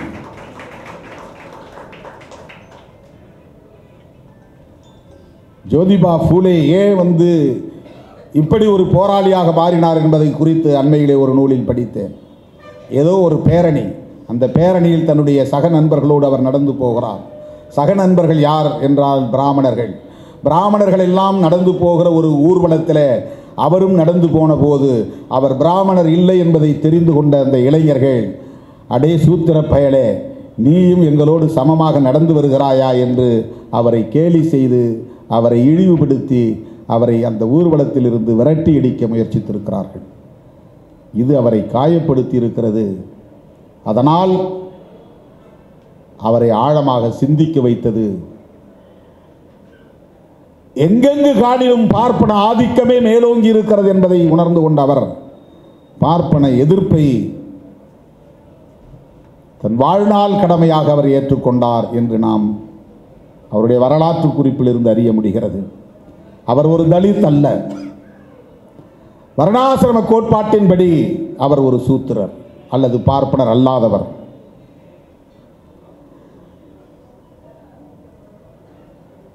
ஈழத்தை பொறுத்தவரையில் இலங்கை நாட்டில் இருக்கும் ஒரு நிலப்பரப்பு என்று தமிழர்கள் யாரும் கருதியதில்லை. தமிழ்நாட்டின் இன்னொரு பகுதி கடல் தாண்டி இருக்கிறது என்றுதான் கருதி வந்தார்கள் பண்டிதர் காலத்தில் இருந்தே. ஈழம் கடல் தாண்டி இலங்கை என்கிற ஒரு தேசத்திலே இருப்பதாக அப்போது தோன்றவில்லை. ஏனென்றால் பிரிட்டிஷார் காலத்தில் இலங்கையும் பிரிட்டிஷ் இந்தியாவோடு இணைந்துதான் இருந்தது. அவருடைய சாம்ராஜ்யம். மதராஸ் பிரசிடென்சி எப்படி அவனுடைய கட்டுப்பாட்டில் இருந்ததோ அப்படி இலங்கை தீவும் ஒட்டுமொத்தமாக அவன் கட்டுப்பாட்டில் இருந்தது. ஆகவே அவனை பொறுத்தவரையில் அது ஒரே மாவட்டம் தான். ஒரே மாவட்டம். எது இலங்கையில் உள்ள யாழ்ப்பாணமும் அந்த வடக்கு கிழக்கு மாகாணங்கள் நம்மை பொறுத்தவரையில் தமிழ் மாவட்டங்களோடு இணைந்தவை. அந்த உணர்வு தான் அப்போது இருந்தது. அதுபோலத்தான் ஒட்டுமொத்த மதராஸ் மாகாணத்தில் இருந்தவர்கள் அனைவரும் ஒரே இனத்தவர் என்கிற உணர்வு இருந்தது. இன்னைக்கு ஒரு காலத்தில் வெறும் சவுத் ஆர்காடாக இருந்தப்போ எல்லோரும் நாமெல்லாம் சவுத் ஆர்காடு நினச்சோம். அதுக்கப்புறம் மாவட்டம் பிரிக்க நீ காஞ்சிபுரம், நான் செங்கல்பட்டு, நான் திருவள்ளூர், நமக்குள்ள ஒரு பாகுபாடு உருவாயிருக்கு. ஆனால் இது பிரிக்கப்படாத போது south Arcot, north Arcot. North Arcot இன்றைக்கி வேலூர்னு ஆகிப்போச்சு, ராணிப்பேட்டைன்னு ஆகிப்போச்சு, திருவண்ணாமலைன்னு ஆகிப்போச்சு, அந்த பக்கம் திருப்பத்தூர், இப்படி 4-5 மாவட்டங்கள் ஆகிப்போச்சு. இப்போ நீ வேறு மாவட்டம், நான் வேறு மாவட்டங்கிற உணர்வு இயல்பாக வந்துருச்சு. ஏன் எல்லைக்குள்ளே நீ வர, நீ இந்த ஒன்றியத்தை பார்க்காத, நீ இங்கே போஸ்டர் ஓட்டுற வேலை வச்சுக்காத. ஆனால் அது ஒன்றா இருந்தப்போ நார்த் ஆர்காடு. அப்போது நார்த் ஆர்காடுங்கிற உணர்வோடு தான் அப்போது பிறந்தவன் இயங்கியிருப்பான். அதை போல மதராஸ் மாகாணம் என்பது விசாகப்பட்டினம் வரையில் நீண்டிருந்தது. ஹைதராபாத் எல்லாம் மதராஸ் மாகாணம் தான். ஏன் பெங்களூர் வரையிலும் மதராஸ் மாகாணம் தான். KGF மதராஸ் மாகாணம் தான். கேரளாவிலே சில பகுதிகள் மதராஸ் மாகாணம் தான். அப்ப எல்லாரும் நாமெல்லாம் மதராசி. மதராசினா மெட்ராஸ்காரன் அர்த்தம் இல்லை, ஒத்த மாகாணத்தை சார்ந்தவன் அர்த்தம். அவன் தெலுங்கு பேசுறவனாகவும் இருப்பான், மலையாளம் பேசுறவனாகவும் இருப்பான், தமிழ் பேசுறவனாகவும் இருப்பான், கன்னடம் பேசுறவனாகவும் இருப்பான். மதராசின்னா டெல்லிக்கு போனால் மதராசியாம்பா. மதராசியான்னா மதராஸ் பிரசிடென்சியான்னு அர்த்தம். சென்னை மாகாண பகுதியை சார்ந்தவனான்னு அர்த்தம். அவன் தெலுங்கனாகவும் இருப்பான், மலையாளியாகவும் இருப்பான், அது வேற. ஆனால் அவனை பொறுத்தவரை மதராசி. கொல்கத்தா பிரசிடென்சி என்பதை போல மதராஸ் பிரசிடென்சி, பாம்பே பிரசிடென்சி, இதுதான் பிரிட்டிஷ் கட்டுப்பாட்டில் இருந்தது. இதுக்கிடையில் அங்கங்கே சமஸ்தானங்கள் இருந்தது. சமஸ்தானம் வந்து பிரிட்டிஷ் கட்டுப்பாட்டில் கிடையாது, வெள்ளைக்காரன் ஆட்சியில் கிடையாது. அதெல்லாம் சமஸ்தான அரசுகள் தனி. அப்படி இருந்த காலத்தில் உருவான இயக்கம் திராவிட இயக்கம். இப்போ என்ன இவங்க தோற்றத்தை உருவாக்குறாங்கன்னா, திட்டமிட்டே திராவிடர்கள் தமிழர்கள் எழுச்சி பெற்றுவிடக் கூடாது என்பதற்காக, தமிழ் தேசிய அரசியல் வளர்ந்துவிடக்கூடாது என்பதற்காக, அவர்கள் அதிகாரத்தில் இருக்க வேண்டும் என்பதற்காக தவறாக போதித்து தமிழர்களை ஏய்த்து பிழைத்தார்கள், பிழை செய்தார்கள். பெரியார் அப்படிப்பட்ட வரலாற்று பிழையை செய்திருக்கிறார். பெரியாரை அடிக்கிறார்கள் என்றால் அடுத்த அடி அம்பேத்கர் மீது விழும், கவனமாக இருக்க வேண்டும். உங்களுக்கு பெரியாரே அந்நியர் என்றால் அம்பேத்கர் எப்படி சொந்தக்காரராக முடியும்? அம்பேத்கரும் உங்களுக்கு அந்நியராகிவிட்டால் மார்க்ஸை நீங்கள் எப்படி ஏற்றுக்கொள்ள முடியும்? இது எவ்வளவு மோசமான ஒரு இனவாத அரசியல், எவ்வளவு மோசமான ஒரு அடையாள அரசியல். மாமேதை மார்க்ஸை நீங்கள் அந்நியர் என்று ஏற்று சொல்ல முடியுமா? அப்படி புறந்தள்ள முடியுமா? புரட்சியாளர் அம்பேத்கரை தமிழர் அல்லாதவர் என்று நீங்கள் புறந்தள்ள முடியுமா? தமிழராய் உணர்ச்சி பெற வேண்டும் என்பது வேறு. மொழி உரிமைக்காக, இன உரிமைக்காக அந்த உணர்வு வேண்டும் என்பது வேறு. அந்த தனித்துவம் என்பது வேறு. அதற்கான போராட்ட களம் தேவை என்பது வேறு. ஆனால் அது இனவாதமாக மாறி இன வெறுப்பாக பரிணாமம் பெறுவது ஆபத்தானது.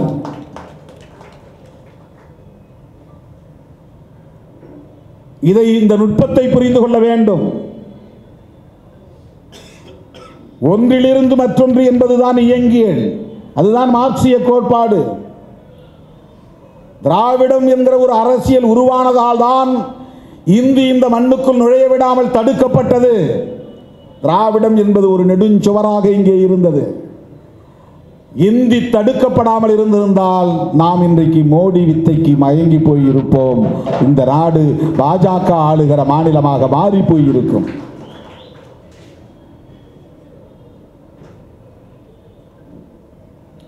சமஸ்கிருதமயமாகி இருக்கும். தடுக்கப்பட்டது. வடவர் ஆதிக்கம் தடுக்கப்பட்டது. ஆரியர் மேலாதிக்கம் தடுக்கப்பட்டது.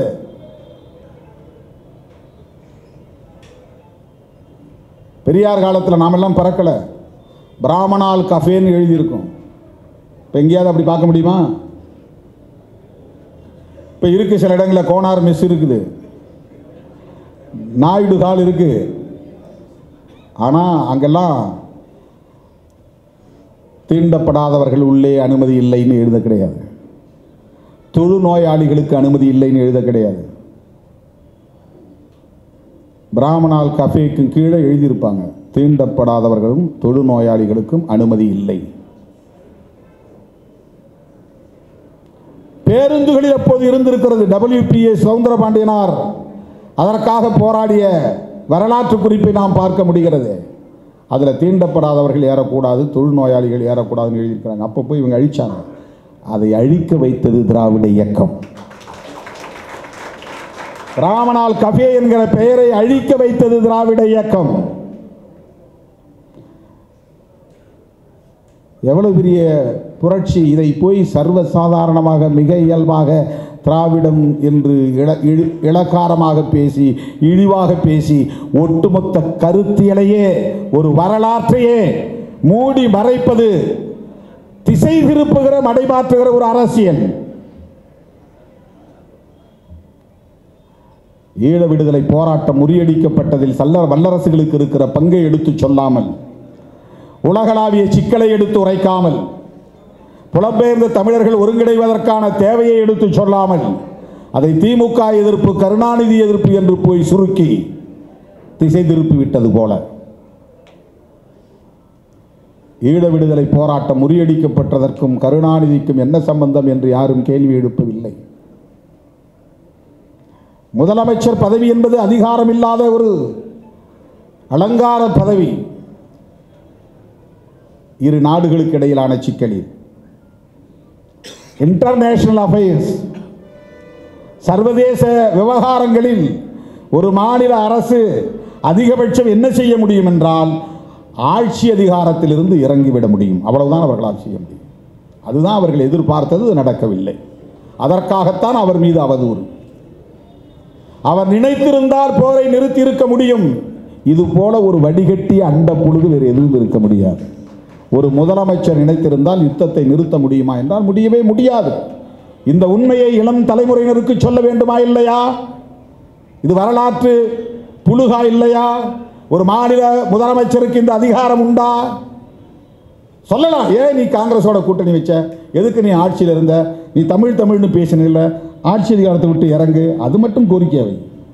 ஆட்சி அதிகாரத்தை விட்டு இறங்கலை, அதனால் நீ தமிழருக்கு துரோகம் செஞ்ச, அது அந்த விமர்சனம் ரைட். ஆனால்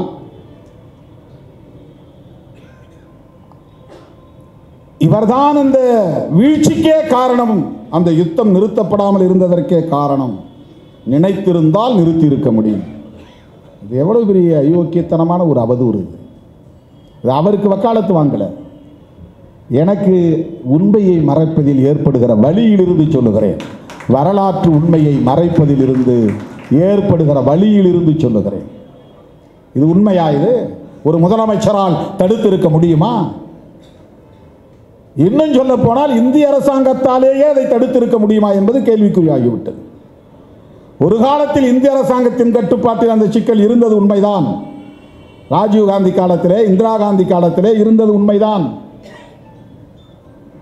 ராஜீவ் காந்தி விடுதலை புலிகளை குறைத்து மதிப்பிட்டது உண்மைதான். ஆஃப்டர் ஆல் 2000 பாய்ஸ் என்று அவர் நக்கல் அடித்தது உண்மைதான். 2000 பசங்க புடியனுங்க இருக்கிறாங்க, அதை தூக்கி எறிஞ்சிடலாம், ஊதி எறிஞ்சிடலாம் என்று அவருக்கு அதிகாரிகள் சொல்லி வைத்ததை திருப்பி சொல்லி இருக்கிறார். அவ்வளவுதான். இன்றைக்கு ஆட்சியில் இருக்கிற அனுரகுமார திசநாயக்கே, அதுதான் அவருடைய பெயர். அவர் யார் தெரியுமா? ஜேவிபிங்கிற ஒரு இயக்கத்தினுடைய தலைவர். ஜேவிபின்னா என்ன தெரியுமா? மக்கள் முன்னணின்னு அர்த்தம். ஜனதா விமுக்த பெரமுனா. அந்த இயக்கம் 1960களிலே தோன்றிய இயக்கம். அது அடிப்படையிலே ஒரு கம்யூனிஸ்ட் இயக்கம். அதுதான் பெரிய வேடிக்கை. அது ஒரு கம்யூனிஸ்ட் பார்ட்டி. அங்கே அப்படி பேர் வச்சுருந்தாங்க, ஜேவிபின்னு சிங்கள மொழியில். ஜனதா விமுக்தி பெரமுனா, மக்கள் முன்னணி, அவ்வளவுதான் அதுக்கு பேர் தமிழில் சொன்னான். அவருடைய ஐக்கன் யாரு? கொள்கை ஆசான்கள் யாருன்னா கார்ல் மார்க்ஸ், ஏங்கல்ஸ், லெனின். இன்னைக்கு நீங்க போய் கூகுளில் சர்ச் பண்ணீங்கன்னா பார்க்கலாம். ஜேவிபின்னு போட்டிங்கன்னா அவங்களுடைய கொடி வரும், சின்னம் வரும், கொள்கை ஆசான்களை காட்டுவாங்க. ஒரு கம்யூனிஸ்ட் இயக்கம். அவர்கள் ஆயுதம் ஏந்துகிறார்கள், ஆயுத புரட்சிக்கு தயாராகிறார்கள் என்பது தெரிந்து அன்றைய இலங்கை ஆட்சியாளர்கள் இந்திரா காந்தி அம்மையாரிடத்தில் உதவி கேட்டு இந்திரா காந்தி அம்மையார் படையனுப்பி அந்த அமைப்பை துடைத்தெறிந்தார்கள். அப்படி வரலாறு பதிவானது. ஜேவிபி ஸ்மாஷ்ட், சுத்தமாக ஒன்றும் இல்லாமல் துடைத்தெறிந்தார்கள். இந்த இயக்கம் அழித்தொழிக்கப்பட்டது. அந்த தலைவர் விஜய வீரா என்று கருதுகிறேன், அவர் சிறைப்படுத்தப்பட்டார். அவங்களாம் கம்யூனிஸ்ட் லீடர்ஸ், சிங்கள இனவெறி தலைவர்கள் அல்ல, இனவாத தலைவர்கள் அல்ல. மார்க்சியத்தை உள்வாங்கிக் கொண்ட கம்யூனிஸ்ட் தலைவர்கள், இயங்கியல் தத்துவத்தை ஏற்றுக்கொண்ட கம்யூனிச தலைவர்கள், அந்த இயக்கம் இந்திரா காந்தி தலையிட்டால் அழித்தொழிக்கப்பட்டது என்பது வரலாறு. ஆனால் அதுதான் மறுபடியும் துளிர்த்து ஜனநாயக பாதைக்கு திரும்பி இத்தனை 10 ஆண்டுகளுக்கு பிறகு ஆட்சி அதிகாரத்தை கைப்பற்றி இருக்கிறது. இன்றைக்கு அந்த தேசத்தின் ஜனாதிபதியாக இருப்பவர் அந்த திசநாயக்கா என்கிற இளைஞர் தான். என்னை விட 8 வயது சிறியவர் தான் அவர். இன்றைக்கு அந்த நாட்டின் அதிபராக இருக்கிறார். எந்த கட்சியின் தலைவர்? ஜேவிபி.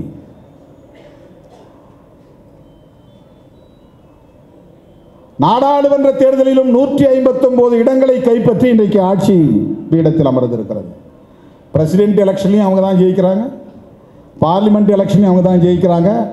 அதை விட முக்கியமாக யாழ்ப்பாணம் மாவட்டத்தில் அதிக இடங்களில் அந்த கட்சி வெற்றி பெறுகிறது. தமிழர்களின் அமைப்புகள் என்ன ஆயின?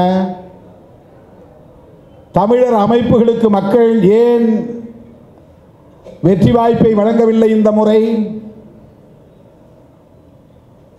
இதற்கும் திமுக தான் காரணமா அல்லது கலைஞர் குடும்பம் தான் காரணமா? சொன்னாலும் சொல்வார்கள் தமிழ்நாட்டு அரசியல்வாதிகள்.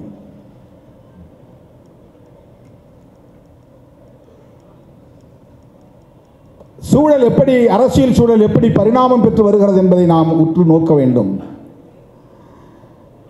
இன்றைக்கு விடுதலை புலிகள் இயக்கம் அழித்தொழிக்கப்பட்டிருக்கலாம்.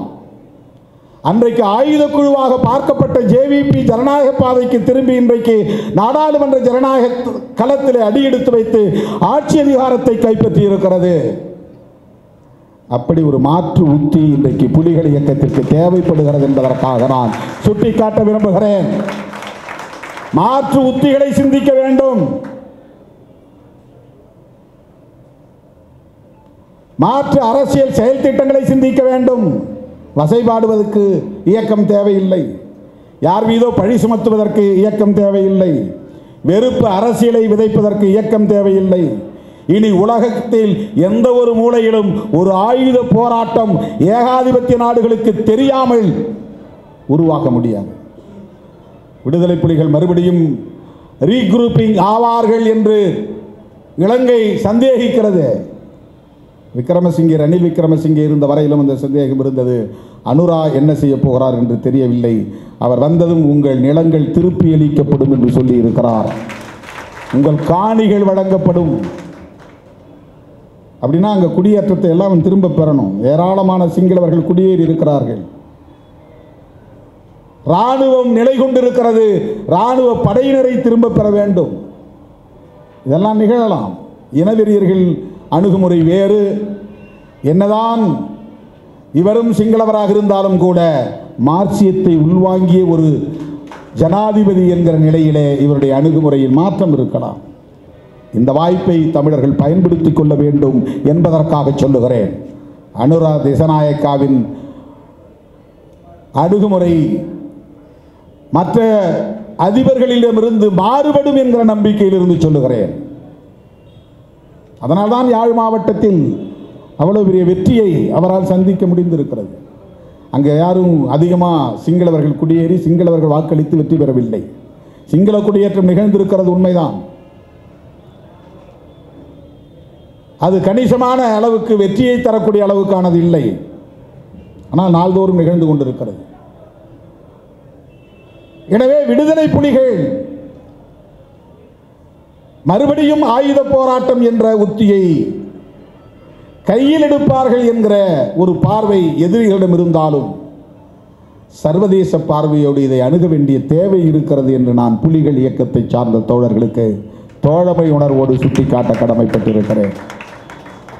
திமுக என்ன செய்தது, விடுதலை சிறுத்தைகள் என்ன செய்தது, தமிழ்நாட்டு அரசியல் கட்சிகள் என்ன செய்தது என்பதை மீண்டும் போஸ்ட்மார்ட்டம் செய்வது அல்ல நம்முடைய வேலை. இப்போது உலகமெங்கும் சிதறி கிடக்கிற புலம்பெயர்ந்த தமிழர்களை ஓரணியில் திரட்ட வேண்டியதுதான் நம் முன்னுள்ள மிக முக்கியமான முதன்மையான சவால். அதுதான் மிக முக்கியமான முதன்மையான சவால். புலம்பெயர்ந்த தமிழ் சமூகத்தை ஓரணியில் திரட்ட வேண்டும். இது முக்கியமானது. சர்வதேச சமூகத்தின் ஆதரவை வென்றெடுக்க வேண்டும். இது இரண்டாவது. ஆயுத போராட்ட வழிக்கு மாற்றாக நாடாளுமன்ற ஜனநாயக பாதை வழியாக தமிழீழ சொந்தங்களுக்கான பாதுகாப்பை எப்படி உறுதி செய்வது, அல்லது தமிழீழத்தையே வென்றெடுப்பதற்கு என்ன வழிமுறையை காண்பது? பாலஸ்தீனம் இனி வெல்லவே முடியாது என்று இருந்த நிலையில் யாசர் அரஃபத் உலக நாடுகளெங்கும் அடைக்கலம் தேடி அலைந்த வேளையில் உலக நாடு முழுவதும் பாலஸ்தீனியர்கள் சிதறி கிடந்த சூழலில் இனி அவர்களை ஒருங்கிணைக்க முடியாது, நமக்கென்று ஒரு நாட்டை இனி உருவாக்கவே முடியாது என்கிற அந்த சூழலில் யாசர் அரஃபத்தின் தலைமையிலே எக்ஸைல் பார்லிமெண்ட் உருவாக்க பெற்று அவர்கள் மறுபடியும் கூடி கூடி பேசியதன் விளைவாக உலக நாடுகளின் ஆதரவை பெற்று பாலஸ்தீனத்தை அவர்களால் வென்றெடுக்க முடிந்தது. வரலாறு நம் கண் முன்னால் இருக்கிறது. இன்றைக்கும் அந்த யுத்தம் ஒருபுறம் தொடர்கிறது என்பது வேறு. ஆனாலும் இல்லாமல் போன ஒரு தேசத்தை மீண்டும் வென்றெடுக்க முடிந்தது. இஸ்ரேலியர்களும் அப்படித்தான். உலக நாடு முழுவதும் யூதர்கள் சிதறி கிடந்தார்கள். ஹிட்லரின் ஒடுக்குமுறைக்கு பிறகு உலக நாடுகள் முழுவதும் சிதறி கிடந்த யூதர்களை பல பத்தாண்டுகளுக்கு பிறகு அவர்களால் ஒருங்கிணைக்க முடிந்தது. இஸ்ரேல் என்கிற ஒரு புதிய நாட்டை ஜனநாயக முறைப்படியே உருவாக்க முடிந்தது. எனவே நமக்கு முன்னால் பிரசிடென்ட்ஸ், முன்மாதிரிகள் இருக்கின்றன. ஆயுத போராட்டத்தின் ஊடாகத்தான் ஒரு நாட்டை பிரசவிக்க முடியும் என்று இல்லை. சர்வதேச சமூகத்தின் நன்மதிப்பை பெறுவதன் மூலமும் ஒரு தேசத்தை உருவாக்க முடியும் என்பதற்கு பாலஸ்தீனமும் இஸ்ரேலும் நம் கண்முன்னால் இருக்கின்ற சாட்சியங்கள், சான்றுகள். மாவீரர் நாள் மூலம் நான் புலம்பெயர்ந்த தமிழ் சொந்தங்களுக்கு, சிந்திக்கிற ஆற்றல் பெற்ற இளைஞர்களுக்கு, வெறுப்பு அரசியலின் வலைக்குள்ளே சிக்கிக்கொள்ளாத இளம் தலைமுறையினருக்கு நான் விடுக்கிற வேண்டுகோள், எப்படி இந்த போராட்டம் முறியடிக்கப்பட்டது என்பது ஒரு புறம் இருக்கட்டும், தமிழ்நாட்டு அரசியல் கட்சிகள் நமக்கு எந்த அளவுக்கு துணை புரிந்தன என்பதெல்லாம் ஒரு புறம் இருக்கட்டும், அடுத்த நகர்வுகள் என்ன, சர்வதேச சமூகத்தின் நல்லாதரவை வென்றெடுப்பதற்கு எவை எவை முன் நிபந்தனைகளாக இருக்கின்றன, எந்த அரங்கங்களில் பேச வேண்டும், யாரை கொண்டு பேச வேண்டும், எதை உயர்த்தி பிடிக்க வேண்டும் என்பதை முதலில் தேர்வு செய்ய வேண்டும், தெரிவு செய்ய வேண்டும். இல்லை என்றால் இதுவும் மதம் சார்ந்த ஒரு சடங்காக மாறி போய்விடும். இதை கவலையோடு நான் பதிவு செய்ய கடமைப்பட்டிருக்கிறேன். அதனால்தான் தொடக்கத்திலே சொன்னேன், மாவீரர் நாள் நிகழ்வு என்பது ஒரு புரட்சிகர பண்பாடு. அண்ணன் பிரபாகரன் அவர்களால் வளர்த்தெடுக்கப்பட்ட ஒரு புரட்சிகர பண்பாடு. குடும்பம் குடும்பமாக ஒரு விடுதலை போராட்டத்தில் மக்களை பங்கேற்க செய்த ஒரு மகத்தான உத்தி. இன்றைக்கும் மக்கள் இதை சோக நாளாக கொண்டாடாமல் ஒரு எழுச்சி நாளாக கொண்டாடுகிறார்கள். துயர நிகழ்வாக இதை நினைவு கூறாமல் ஒரு விடுதலை நிகழ்வாக இன்றைக்கும் நினைவு கூறுகிறார்கள் என்றால் அதற்கு அண்ணன் பிரபாகரன் அவர்கள் கையாண்ட உத்திதான். மாவீரர் நாள் உரையை 2008 வரையில் அவர் பேசிய அந்த உரையை 1989 என்று கருதுகிறேன். 2008 வரையில் அவர் ஆற்றிய உரைகள் அனைத்தும் ஒரே நூலாக தொகுக்கப்பட்டிருக்கின்றன. வாய்ப்புள்ள தோழர்கள் அதை முழுமையாக நீங்கள் படித்து பாருங்கள். அவர் எவ்வளவு பெரிய ராஜதந்திரி என்பதை நாம் புரிந்து கொள்ள முடியும். ஒரே ஒரு உரையில் கூட இந்திய அரசை இழித்தோ, பழித்தோ, கண்டித்தோ, விமர்சித்தோ ஒரு சொல்லை கூட அவர் உதிர்க்கவில்லை. இந்திய அரசாங்கத்தோடு அவருக்கு கோபம் உண்டு, முரண்பாடு உண்டு. ஆனால் ஒரே ஒரு சொல் கூட இந்திய அரசாங்கத்தை அவர் விமர்சிக்காமல் மாவீரர் நாள் உரையை வடிவமைத்ததன் நோக்கம் என்ன? இதை இளைஞர்கள், குறிப்பாக புலம்பெயர் தமிழ் சமூகத்தில் உள்ள இன்றைய தலைமுறையை சார்ந்த தமிழ் இளைஞர்கள், ஈழத்து இளைஞர்கள் இதை உள்வாங்க வேண்டும், ஆய்வு நோக்கில் படிக்க வேண்டும். இந்திய அரசுக்கு பயந்து அல்ல, அவர் வயர்லெஸ் ஆர்ம்ஸ் என்கிற இந்த கருவிகளை எல்லாம் ஐஜி மோகன்தாஸ் பறித்து கொண்ட போது உண்ணாநிலை அறப்போராட்டத்தை தொடங்கி நடத்தினார். சட்டக்கல்லூரி மாணவர்களாக நாங்கள் அவர் வாசலில் போய் நின்று உண்ணாவிரத போராட்டத்தை கைவிடுங்கள் என்று கோஷம் எழுப்பினோம், கோரிக்கை எழுப்பினோம். வெளியே வந்து எங்களிடத்திலே ஒரு குழந்தையைப் போல் பேசினார். அப்போது சொன்னார், எங்கள் துப்பாக்கி முனை இந்திய அரசுக்கு எதிராக அல்ல, சிங்கள பௌத்த பேரினவாதத்திற்கு எதிராகத்தான். ஆகவே நாங்கள் உண்ணாநிலை என்கிற அறப்போராட்டத்தை கையில் எடுத்திருக்கிறோம். எங்கள் ஆயுதங்களை அரசு ஒப்படைக்க வேண்டும். எம்ஜிஆருக்கு இந்த தகவல் போகிறது. உதகமண்டலத்திலே மலர் கண்காட்சியை திறந்து வைக்கிற முதல்வருக்கு இந்த தகவல் போனதும் தொலைபேசியில் வருகிறார். அப்போது செல்போன்கள், கைபேசிகள் கிடையாது. தொலைபேசியில் எம்ஜிஆர் அழைக்கிறார் என்ற தகவலை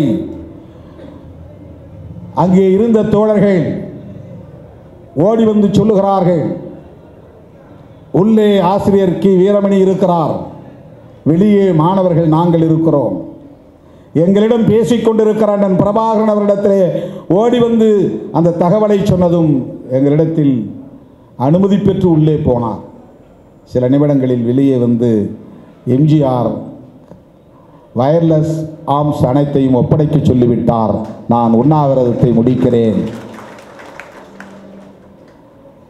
ஆசிரியர் வீரமணியை அழையுங்கள் என்று எங்கள் முன்னால் சொல்கிறார். அவர்தான் வந்து அவருக்கு பழச்சாறு கொடுத்து உண்ணாவிரதத்தை முடித்து வைக்கிறார். எங்களுக்கும் குளிர்பானங்களை தருமாறு அண்ணன் ஆணையிடுகிறார். இந்த நிகழ்வு இன்றைக்கும் என் நெஞ்சில் பசுமையாக பதிவாகி இருக்கிறது. அன்றைக்கு அவர் சொன்ன வார்த்தை, இந்திய அரசுக்கு எதிராக நாங்கள் துப்பாக்கி ஏந்தவில்லை. இந்திய அரசை பகைத்துக் கொள்ளக்கூடாது என்பதல்ல, இந்திய அரசை நமக்கு எதிராக நிறுத்திவிடக்கூடாது. ஐபிகேஎஃப் வந்தப்ப மோத வேண்டியது இருந்ததே, அங்கிருந்து தான் பிரச்சனை தொடங்குகிறது. இந்திய அரசு மறுபடியும் புலிகளை குறைத்து மதிப்பிட்டது. பிரபாகரன் அவர்களை மிக இலகுவாக அணுகிவிட முடியும் என்று எடை போட்டது. 8 முறை செக்மேட் செய்து தோல்வியடைந்தது. அவரை சுட்டு பிடிப்பதற்கு முயற்சிகளை மேற்கொண்டன. எல்லாவற்றிலும் அவர்கள் தோற்று போனார்கள். பிரச்சனை எங்கிருந்து தான் முற்றியது? அது அந்த வரலாறு நாம் அனைவரும் அறிந்த வரலாறு தான். அதை மீண்டும் நான் சொல்ல விரும்பவில்லை. இந்த மாவீரர் நாளில் நான் சொல்ல விரும்புகிற செய்தி, சர்வதேச சமூகத்தின் நல்லாதரவை பெறுவதற்கு, ஜனநாயக சக்திகளின் நல்லாதரவை பெறுவதற்கு நமக்கு செயல் திட்டங்கள் தேவை. வல்லரசுகளின் துணை இல்லாமல், வல்லரசுகள் பட்டியலில் இன்னைக்கு இந்தியாவையும் இணைத்துக் கொள்ள வேண்டிய தேவை இருக்கிறது. உலக வல்லரசுகளோடு இந்தியா இல்லாமல் இருக்கலாம். தென்கிழக்கு ஆசிய நாடுகளிலேயே ஒப்பீடு செய்துகிற போது இந்தியா ஒரு வல்லரசு. இந்தியாவின் துணையும் இருந்தால்தான் ஈழத் தமிழர்களின் சிக்கலுக்கு தீர்வு காண முடியும். இந்த அடிப்படையில் அரசியலை நாம் அணுக வேண்டும். காய்களை நகர்த்த வேண்டும். உறவுகளை தீர்மானிக்க வேண்டும். காங்கிரஸை தூக்கி எறிந்து விட்டால், பிஜேபி ஆட்சிக்கு வந்து விட்டால் எல்லாம் சரியாகிவிடும் என்று தமிழ்நாட்டில் சிலர் பேசினார்கள். திமுகவை வீழ்த்தி விட்டால், இரட்டை இலை ஆட்சிக்கு வந்தால் எல்லாம் சரியாகிவிடும் என்று இங்கே பேசப்பட்டது. ஆனால் விடுதலை சிறுத்தைகள் தான் அப்போதும் சரி இப்போதும் சரி ஒரே மாதிரியாக பேசுகிறது, சிந்திக்கிறது, செயல்படுகிறது. காங்கிரசுக்கு மாற்று பிஜேபி என்று விடுதலை சிறுத்தைகள் சொல்லவில்லை. வெளி விவகார கொள்கையில் மாற்றம் தேவை என்று விடுதலை சிறுத்தைகள் சொன்னோம். ஆட்சி கட்சி மாறும், காங்கிரஸ் வந்தாலும் பிஜேபி வந்தாலும் கட்சி மாறும், வெளி விவகார கொள்கையில் மாற்றம் இல்லை. இன்றைக்கும் தமிழ்நாட்டு மீனவர்கள் கைது செய்யப்படுகிறார்கள். இன்றைக்கும் ஈழத்தமிழர்கள் அங்கே ஒடுக்குமுறைக்கு உள்ளாகிறார்கள். ஒரு அங்குலம் கூட காங்கிரஸ் ஆட்சியின் போது இருந்த நிலை மாறி ஒரு முன்னேற்றம் நிகழ்ந்திருக்கிறதா என்றால் இல்லை. பிஜேபி 10 ஆண்டுகளுக்கு மேல் ஆட்சியில் இருக்கிறது. எந்த மாற்றமும் முன்னேற்றமும் ஈழத் தமிழர்களின் நோக்கத்தை ஈடேற்றுவதற்கு நிகழவில்லை. இந்த உண்மையை புரிந்து கொள்ள வேண்டும். திமுகவை தூக்கி எறிந்துவிட்டு அதிமுக ஆட்சிக்கு வந்து தொடர்ந்து 10 ஆண்டுகள் ஆட்சி பீடத்திலே இருந்தது. எந்த மாற்றமும் நிகழவில்லை. கட்சிகள் மாறும், ஆட்சிகள் மாறும். ஆனால் அயல் நாடுகளுக்கு இடையிலே, சர்வதேச நாடுகளுக்கு இடையிலே இருக்கிற வெளி விவகார கொள்கையில் என்ன மாற்றம் நிகழ்ந்தது? இதைத்தான் விடுதலை சிறுத்தைகள் அன்றைக்கும் சொன்னோம், இன்றைக்கும் சொல்லுகிறோம். தமிழ்நாட்டில் விடுதலை சிறுத்தைகளை தவிர மற்ற அனைவரும் ஒன்று திமுகவுக்கு எதிராக அல்லது காங்கிரசுக்கு எதிராக அவதூறுகளை அள்ளி இறைப்பதில் தான் கவனம் செலுத்தினார்களே தவிர உண்மை வரலாற்றை மக்களுக்கு சொல்லவில்லை. இதில் தான் விடுதலை சிறுத்தைகள் வேறுபடுகிறோம். தமிழீழ தேசியம் என்பது வேறு, தமிழ் தேசியம், தமிழ்நாட்டில் பேசுகிற தமிழ் தேசியம் என்பது வேறு. தமிழீழ தேசியம், தமிழீழம் என்கிற தனிநாடு என்பதை முன்னிறுத்தி பேசுகிற தமிழீழ தேசியம், அந்த தேசியவாதம். தமிழ்நாட்டில் நாம் பேசுகிற தேசியவாதம் தமிழ்நாடு என்கிற தனிநாட்டை முன்னிறுத்தி அல்ல. தமிழ்நாடு என்கிற தனிநாட்டை முன்னிறுத்தி பேசினால் அது உண்மையான முழுமையான தமிழ் தேசியம். இந்த நாடாளுமன்ற ஜனநாயகத்தை ஏற்றுக்கொள்வோம். இந்த நாடாளுமன்ற ஜனநாயகத்தின் அடிப்படையிலான தேர்தலில் பங்கேற்போம். இந்த நாட்டுக்கான கான்ஸ்டிடியூஷன் என்கிற அரசமைப்பு சட்டத்தை ஏற்றுக்கொள்வோம். ஆனால் தமிழ் தேசியம் பேசுவோம். வடவர் ஆதிக்கத்தை எதிர்க்க மாட்டோம், ஆரிய ஆதிக்கத்தை எதிர்க்க மாட்டோம், தெலுங்கு எதிர்ப்பை முன்னிறுத்துவோம். இது தமிழ் தேசியமாக இருக்க முடியாது. இது தமிழ் தேசியம் என்று நம்புகிற மக்களை ஏய்க்கிற தேசியமாகத்தான் இருக்க முடியும். உலகம் முழுவதும் இப்போது தேசியவாதம் கோலோச்சுகிறது. இந்தியாவில் மொழிவழி தேசியவாதமும் இருக்கிறது, மதவழி தேசியவாதமும் இருக்கிறது. பாஜகவும் தேசியவாதம் பேசுகிற கட்சிதான். தேசியவாதம் என்றால் காங்கிரசுக்கு மட்டும் உரியதல்ல, அது தேசிய உணர்வு. அவர்கள் பேசுவது நாம் எல்லாம் ஒரே இந்தியன் என்கிற தேசிய உணர்வு, அவ்வளவுதான் அவர்கள் பேசுகிற தேசியவாதம். நாங்கள் இந்தியர்கள், எங்களுக்கு மதம் இல்லை, எங்களுக்கு மொழி இல்லை என்று சொல்லுவது அந்த தேசியவாதம். எங்களுக்கு மதம் உண்டு, எங்கள் மதமே பெரிய மதம், எங்கள் மதமே அரச மதம், எங்கள் மதத்தின் பெயரிலே இந்த நாட்டின் பெயர் இருக்க வேண்டும் என்பது பாஜக பேசுகிற மதவழி தேசியவாதம். நாங்கள் இந்தியர்கள் இல்லை, தமிழர்கள் என்று பேசுவது இனவழி தேசியவாதம். நாங்கள் இந்தியர்கள் இல்லை, தமிழர்கள் என்று சொன்னால் நாங்கள் இந்திய நாட்டோடு இல்லை, தமிழ்நாடாக இருக்கிறோம் என்பதுதான் அடுத்த பதிலாக இருக்க முடியும். நாங்கள் இந்திய நாட்டோடு இருக்கிறோம் என்று சொல்லிக்கொண்டே பேசினால் அது அரசமைப்பு சட்டத்திற்கு உட்பட்ட மொழி உரிமை, இன உரிமை, மாநில உரிமை என்கிற வரையறைகளோடு கூடிய ஒரு தேசியவாதம். அது ஒரு செமி கலோனியலிசம் என்பார்களே, அதை போல ஒரு செமி நேஷனலிசம், அரை காலனித்துவம் என்பார்கள், அரை காலனியவாதம் வாங்க, அரை நிலப்பிரபுத்துவம் வாங்க, செமி ஃபியூடல் அப்படிம்பாங்க, செமி கலோனியல் என்று சொல்வார்கள். அந்த மாதிரி ஒரு செமி நேஷனலிசம் என்று சொல்லலாம். அது ஒரு லிங்குஸ்டிக் நேஷனலிசம். நேஷன் இருந்தால் தானே நேஷனலிசம், தேசம் இருந்தால் தானே தேசியம். தேசம் என்பதும் தமிழ் சொல் இல்லை, தேசியம் என்பதும் தமிழ் சொல் இல்லை. நாடு என்பதுதான் தமிழ். அப்படின்னா நாட்டியம்னு சொன்னாதான் தமிழ் தேசியவாதமாக முடியும். நாட்டியம்னு சொல்ல முடியாது. நாட்டை நாட்டியம் தான் சொல்ல முடியும். தேசம் தேசியம் அது தமிழ் சொல் இல்லை என்றால் நாடு நாட்டியம் அல்லது நாடியம் அப்படின்னு சொல்லணும். நாடியம்னா இலக்கண பிழை, நாட்டியம்னா பொருள் வேற மாதிரி போகுது. அதனால் மொழியை பிடிச்சிட்டு தொங்கக்கூடாதுங்கிறதுக்காக சொல்கிறேன். மொழி உணர்வு வேண்டும், மொழியை பிடித்து தொங்கக்கூடாது. மொழி உரிமை வேண்டும், மொழியை பிடித்து தொங்கக்கூடாது. மொழி பாதுகாப்பு வேண்டும், மொழியை பிடித்து தொங்கக்கூடாது. ஏன் இதை சொல்லக்கூடாது என்றால் மக்களை குழப்பக்கூடாது. ஏன் மக்களை குழப்பக்கூடாது என்றால் அரசியலை மடைமாற்றம் செய்யக்கூடாது, திசை திருப்பக்கூடாது. ஏன் திசை திருப்பக்கூடாது என்றால் உண்மை பகைவர்களை விட்டுவிடக்கூடாது, உண்மை எதிரிகளை விட்டுவிடக்கூடாது, மக்கள் எதிரிகளை விட்டுவிடக்கூடாது. ஈழ விடுதலைக்கும் உண்மையான எதிரி என்பது யார் என்பதை காட்ட வேண்டும். அதை கருணாநிதி எதிர்ப்புக்குள் சுருக்கிவிடக்கூடாது. உண்மையிலேயே ஈழ விடுதலையின் எதிரி யார்? இதை அடையாளப்படுத்துவதன் மூலம்தான் மாவீரர் நாள் கொண்டாடுவதின் பொருள் வலிமை மிக்கதாக மாறும். இந்த கருத்தை பதிவு செய்து அந்த மன்றுக்காக தம் உயிரை ஈகம் செய்த மாவீரர்கள் அனைவருக்கும் வீர வணக்கம் செலுத்தி உலகமெங்கு வாழுகிற ஒட்டுமொத்த புலம்பெயர் தமிழ் சொந்தங்களுக்கு சர்வதேச சமூகத்தின் நல்லாதரவை வென்றெடுக்க கைகோர்த்து நிற்போம் வாருங்கள் என்று அறைகூவல் விடுத்து முடிக்கிறேன். நன்றி, வணக்கம்.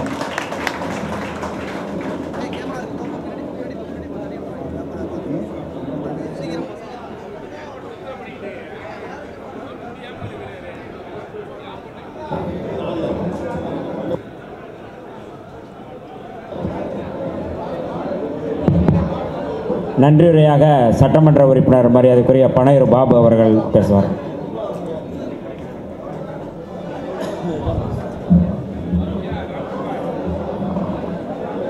இந்த நிகழ்ச்சியை மிக சிறப்பாக ஏற்பாடு